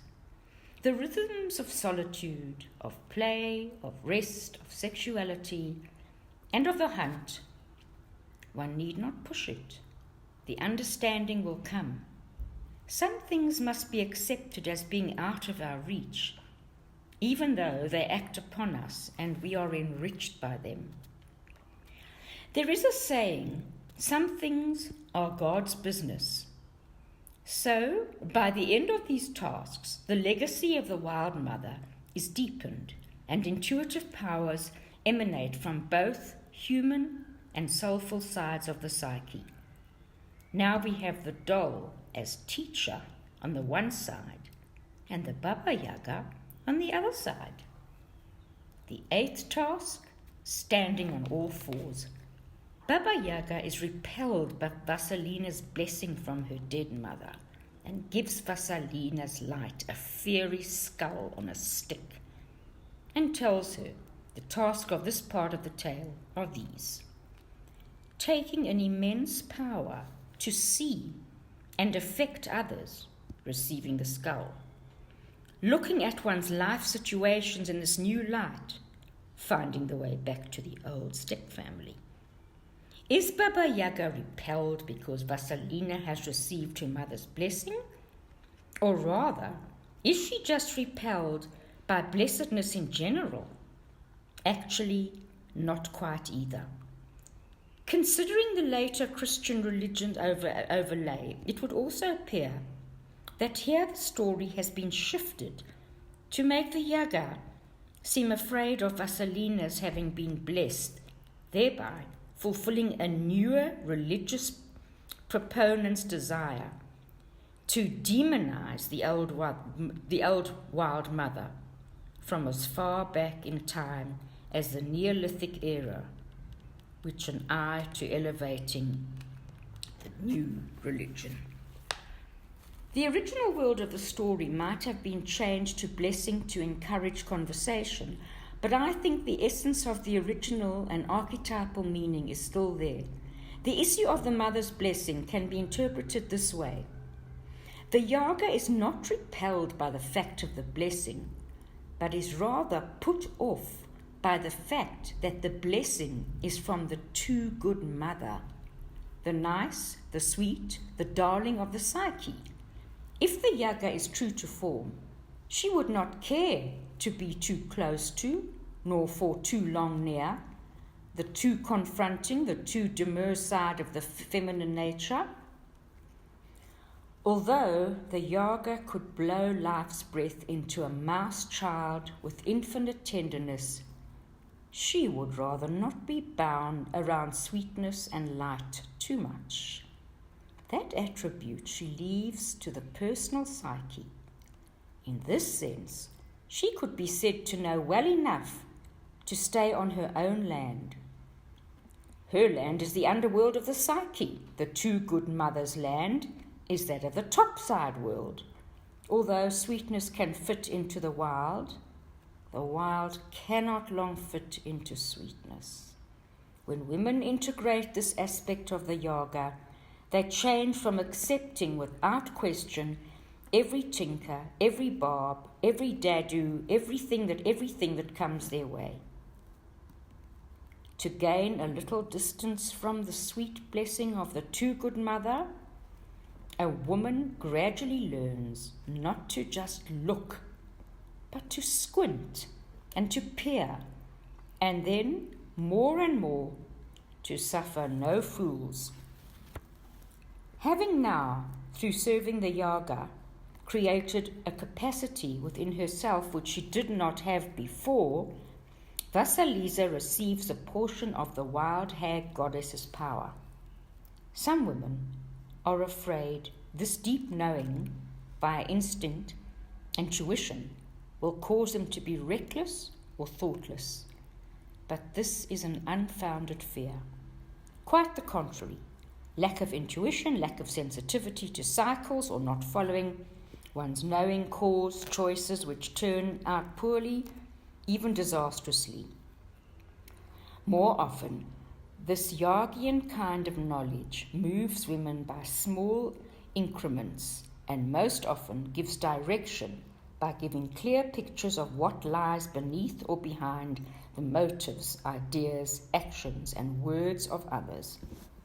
If the instinctive psyche says, beware, then the woman must pay heed. If the deep intuition says, do this, do that, go this way, step here, go forward, the woman must make corrections to her plan, and indeed, and needed. Intuition is not to be consulted once and then forgotten. It is not disposable.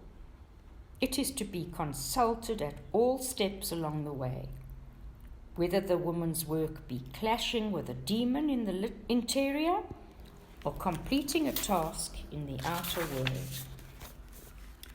Now let us consider the skull with fiery light as a symbol from the ancestral worships. In later archaeo-religious versions of the story, the skulls on sticks are said to be those of humans whom the Yaga has killed and eaten. But in the older religions which practice ancestral kinship, bones were recognized as the agents for calling the spirits, the skulls being the most salient parts. An ancestral kinship is believed to be the special and timeless knowledge of the old ones of the community lives in their very bones after death.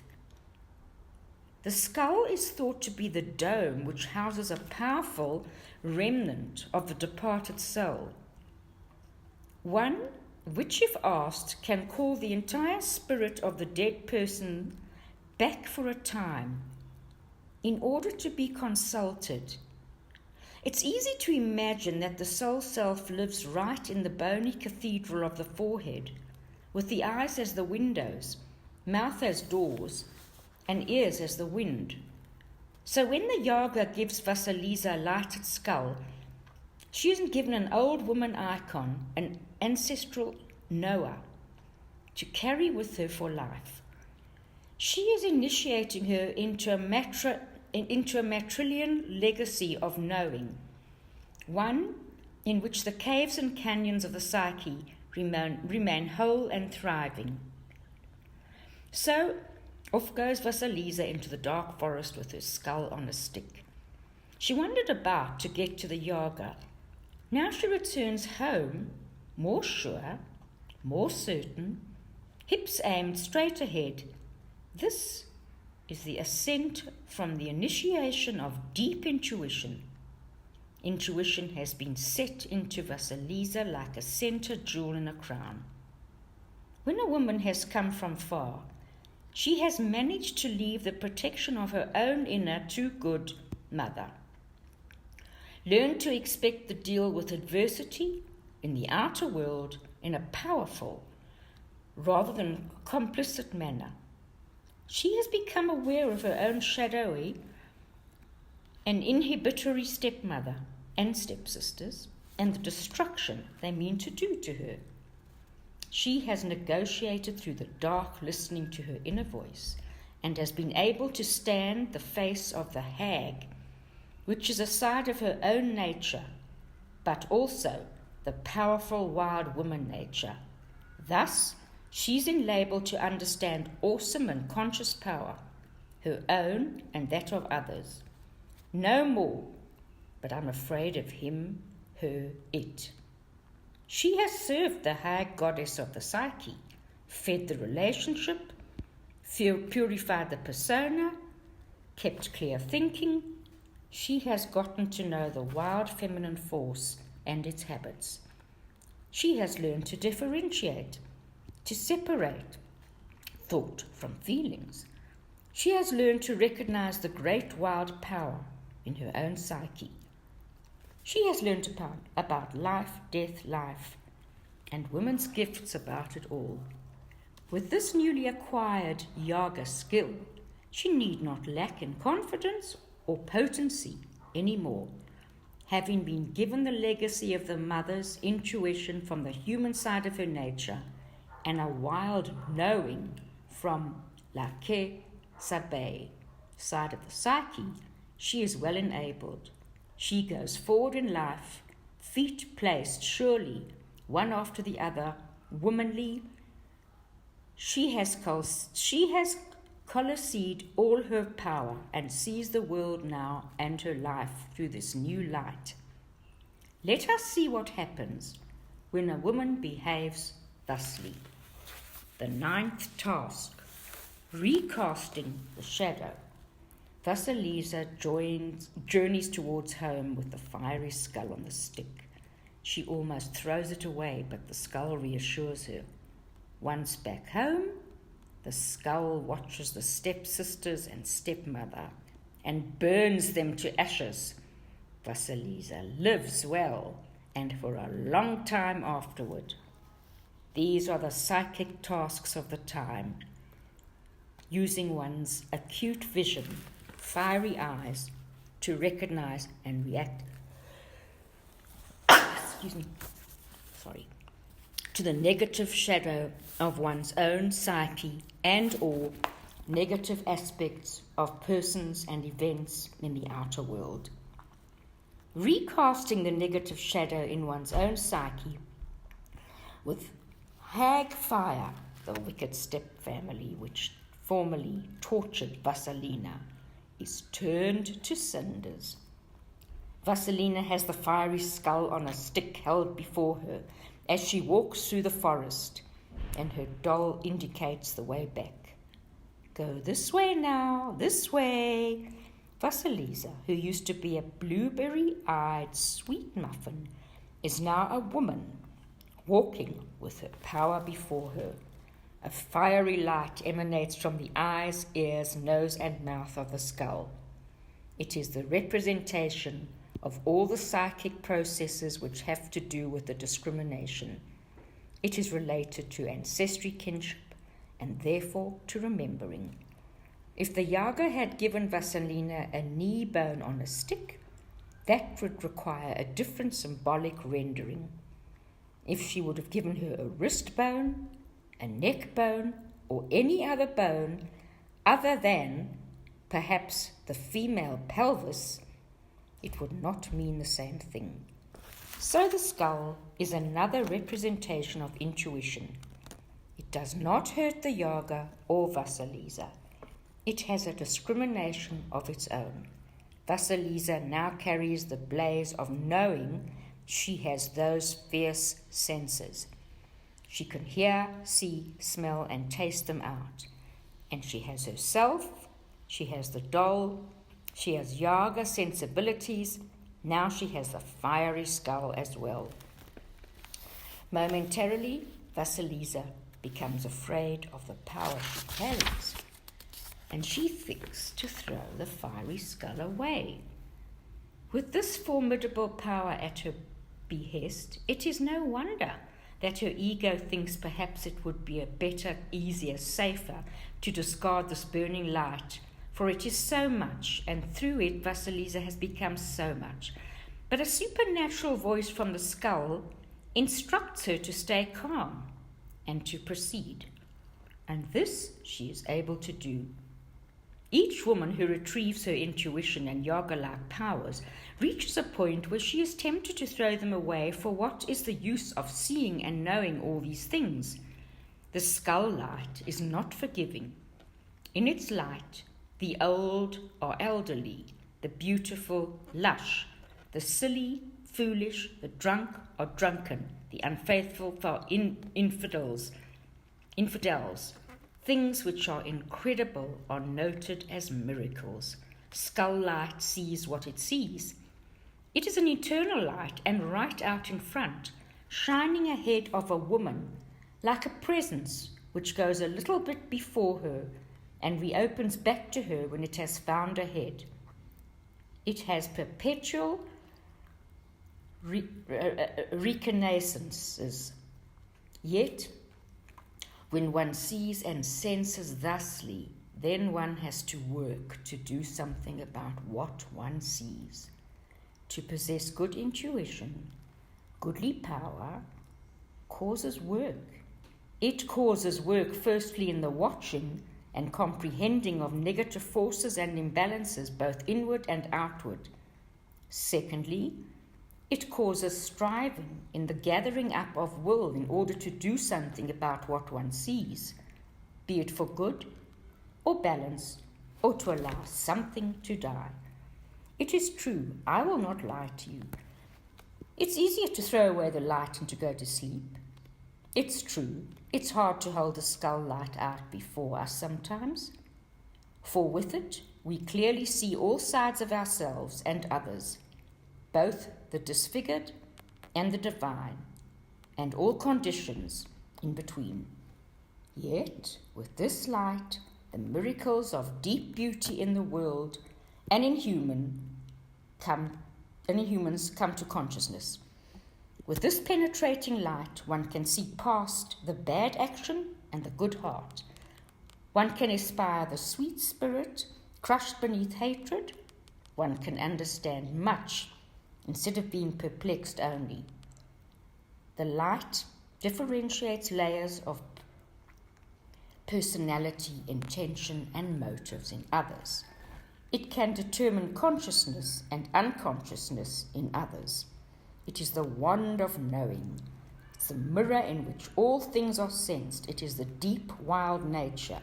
Yet there are times when its reports are painful and almost too much to bear. For also the fiery skull points out where there are betrayals brewing, where there is faintness of courage in those who speak otherwise. It points out envy, lying like cold grease behind a warm smile. It points out the looks which are mere masks for dislike. As regards oneself, its light, it's equally bright. It shines on our treasures and our foibles. It is knowing things which are the most difficult to face. It is at this point we always want to throw away all this damned well shrewd knowing of ours. It is here that we feel. If we feel, not ignore it. A strong force from the self saying, "Do not throw me away. Keep me. You'll see." As Vasalisa weaves through the forest, she no doubt is thinking too about step-family, which had maliciously sent her off to die. And though she herself is sweet of heart, the skull is not sweet. It works to be insightful. So when she wishes to toss it away, we know that she is thinking of the pain it causes to know some things and certain things about ourselves, about others, about the nature of the world.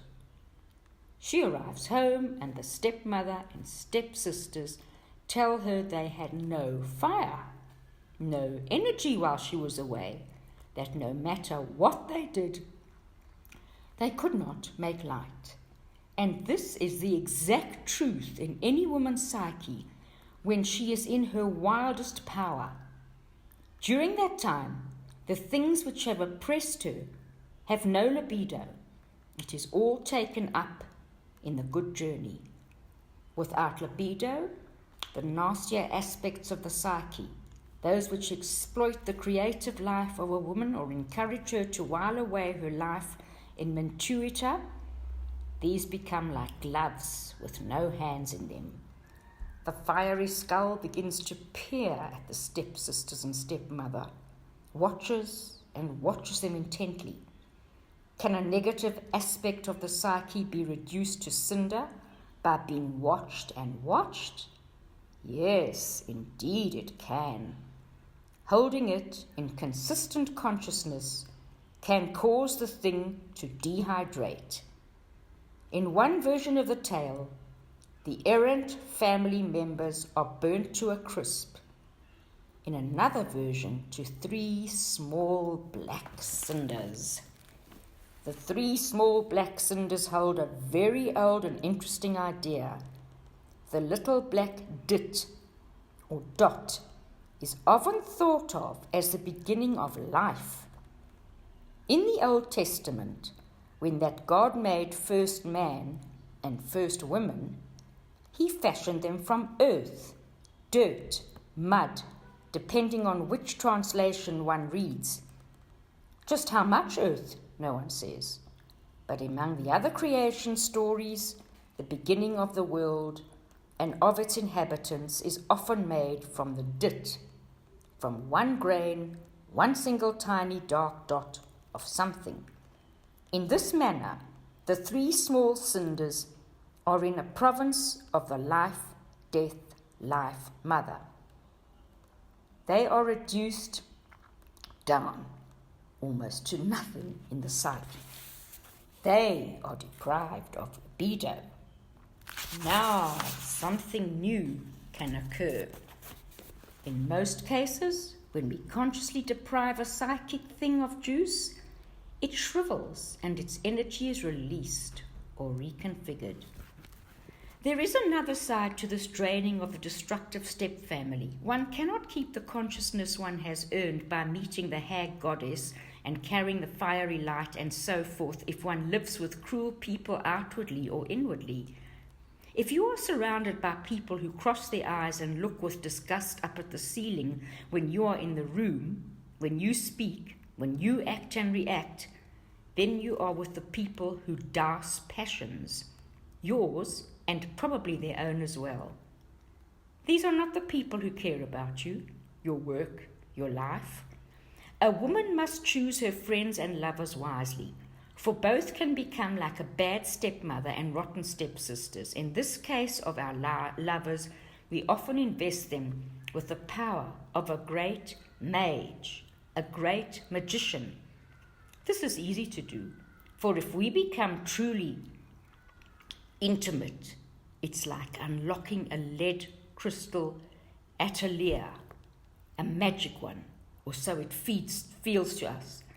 A lover can engender and or destroy even our most durable connections to our own cycles and ideas.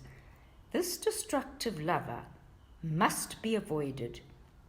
A better source of lover is one finely wrong of strong psychic muscle and tender flesh.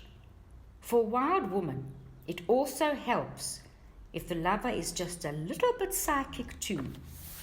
A person who can see into her heart. When the wildest woman has an idea, the friend or lover will never say, "Well, I don't know. Sounds really dumb, grandiose, undoable, expensive, etc. to me." A right friend will never say that. They might say instead, "I don't know if I understand. Tell me how you see it. Tell me how it will work." Having a lover friend who regards you as a living, growing creatura just as much as the trees from the ground, or a ficus in the house, or a rose garden out on the side yard, having a lover and friends who look at you with a true, living, breathing entity, one that is human, but made of very fine and moist magical things as well. A lover and friends who support the creatura in you. These are the people you are looking for.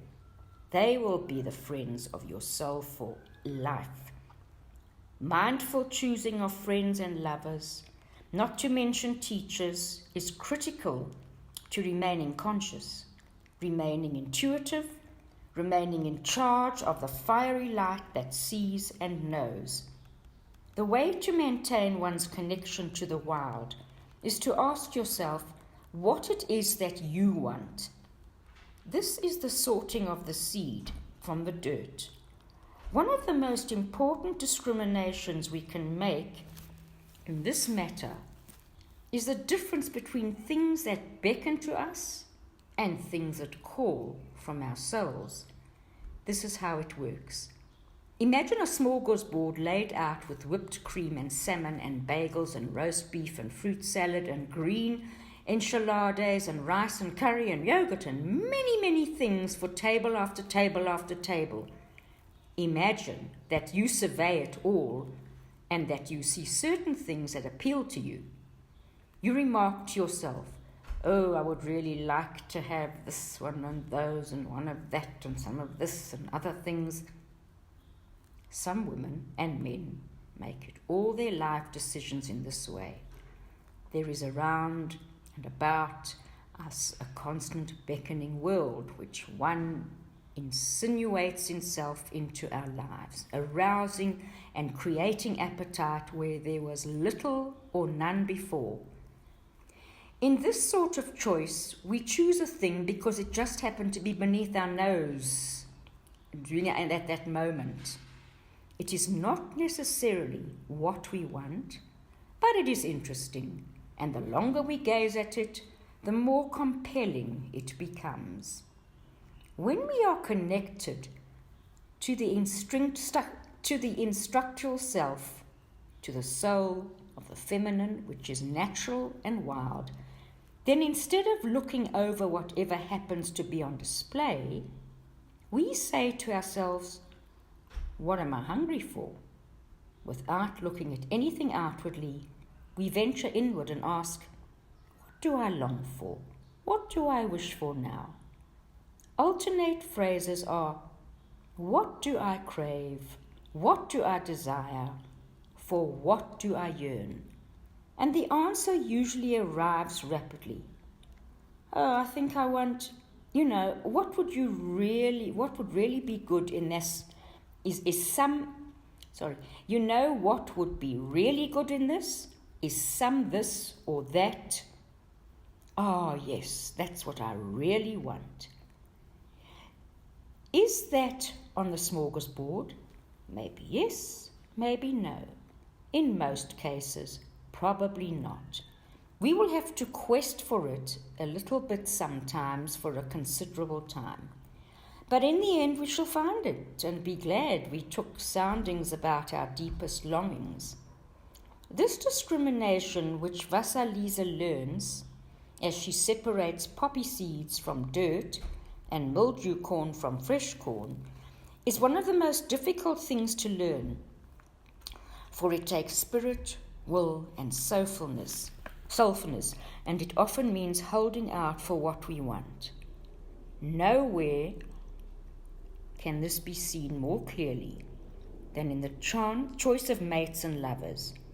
A lover cannot be chosen a la smorgasbord. A lover has to be chosen from soul craving. To choose just because something is mouth-watering stands before you will never satisfy the hunger of the soul self. And that is what intuition is for. It is a direct message of the soul. To amplify further, if you are presented with an opportunity to buy a bicycle or an opportunity to travel to Egypt and see pyramids, you have to ask the opportunity aside for the moment. Set the opportunity aside for the moment. Enter into yourself and ask, what am I hungry for? What do I long for? Maybe I'm hungry for a motorcycle instead of a bicycle. Maybe I'm hungry for a trip to see my grandmother who's coming up in years. The decisions do not have to be so large. Sometimes the matter to be weighed is taking a walk versus making a poem. Momentous or mundane, the idea is to have consulted the instinctual self through one or several aspects available to you. The doll self, the old Baba Yaga self, the fiery skull. Another way to strengthen connection to intuition is to refuse to allow anyone to repress your vivid energies. That means your opinions, your thoughts, your ideas, your values, your morals, your ideals. There is very little right, wrong, or good, bad in this world. There is, however, useful and not useful. There are also things that are sometimes destructive, as well as things which are engendering.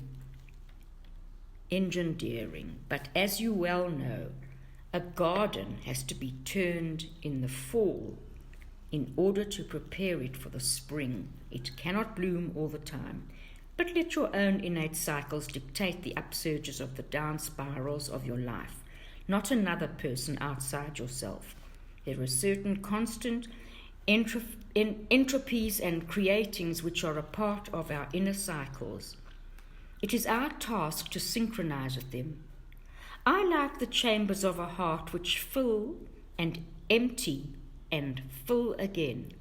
We learn to learn the rhythm of this life-death life cycle instead of becoming martyred by it. Liken it to jump rope. The rhythm already exists. You sway back and forth until you are copying the rhythm. Then you jump in. That is how it's done. It's no more fancy than that. Furthermore, intuition provides options. When you are connected to the instinctual self, you always have at least 4 choices. The 2 opposites, and then middle ground, and taken under further contemplation. If you're not vested in the intuitive, you may think you only have one choice, and often that is an undesirable one. And you feel that you should suffer about it and submit and force yourself to do it. No, there's a better way. Listen to the inner hearing, the inner seeing, the inner being. Follow it. It knows what to do next. One of the most remarkable things about using intuition and the instinctive nature is that it causes a sure-footed spontaneity to erupt. Spontaneity doesn't mean being unwise. It's not a pounce and blurt attribute. Good boundaries are still important. Scheherazade, for instance, had pretty good boundaries. She used her cleverness to please, while at the same time positioning herself to be valued. Being real doesn't mean being reckless. It means allowing la voix mythologica, the mythical voice, to speak. One does that by shutting off the ego for a while and letting that which wishes to speak, speak. In the consensual reality, we all have access to a little wild mothers in the flesh. These are women who, as soon as you see them, something in you leaps and something in you thinks, Mama. You take one look and think, I am her progeny. I am her child. She is my mother, my grandmother. In the case of hombre con pechos, a man with breasts, you might think, oh, grandfather, or oh, my brother, my friend. You just know that this man is nurturing. Paradoxically, they are strongly masculine and strongly feminine at the same time. They are like fairy godmother, like mentor, like the mother you never had or did not have enough. That is an hombre con pechos. All these human beings could be called little wild mothers. Usually everyone has at least one. If we are lucky, throughout a lifetime, we will have several. You are usually grown, or at least in your late adolescence, by the time you meet them. They are vastly different from the too good mother. The little wild mothers guide you, burst with pride over your accomplishments. They are critical of blockages around your creative, sensual, spiritual, and intellectual life. Their purpose is to help you, to care about your art, and reattach you to the wildish instincts. They guide the restoration of the intuitive life, and they are thrilled when you make contact with the doll, proud when you find the Baba Yaga, and rejoicing when they see you coming back with the fiery skull held out before you. We have seen that to be dumb and too sweet is dangerous, but perhaps you are still not convinced. Perhaps you're thinking, oh Lordy, who wants to be like Vasalisa? And I'm telling you, you do. You want to be like her, accomplish what she has accomplished, and follow the trail she has left with her passing. For it is the way of retaining and developing your soul, because the wild woman is the one who dates and who creates and who dares and destroys. She is primitive and inventing, and soul that makes all creative acts and arts possible. She creates a forest around us, and we begin to deal with life from that fresh and original perspective. So, here, at the end of the resetting of initiation into feminine psyche, we have a young woman with formidable experiences who has learned to follow her knowing. She has endured through all the tasks to a full initiation. The crown is hers. Perhaps intuition is the easier of the tasks, but holding it in consciousness and letting live what can live, letting die what must die, is by far the more strenuous, yet so satisfying. Baba Yaga is the same as Mother Nyx, the mother of the world, another life, death, life goddess. The life, death, life goddess is always also a creator goddess. She makes fashions, breathes life into. She is there to receive the soul when the breath has run out. Following her footprints, we endeavor to learn to let be born what must be born. Whether all the right people are there or not, nature does not ask permission. Blossom and birth wherever you feel like it. As adults, we need little permission, but rather more engendering, much more encouraging of the wild cycles. To let things die is the theme at the end of the tale. Vasalisa has learned well. Does she collapse into a fit of high-pitched shrieking as the skull burns into the malicious ones? No. What must die, dies.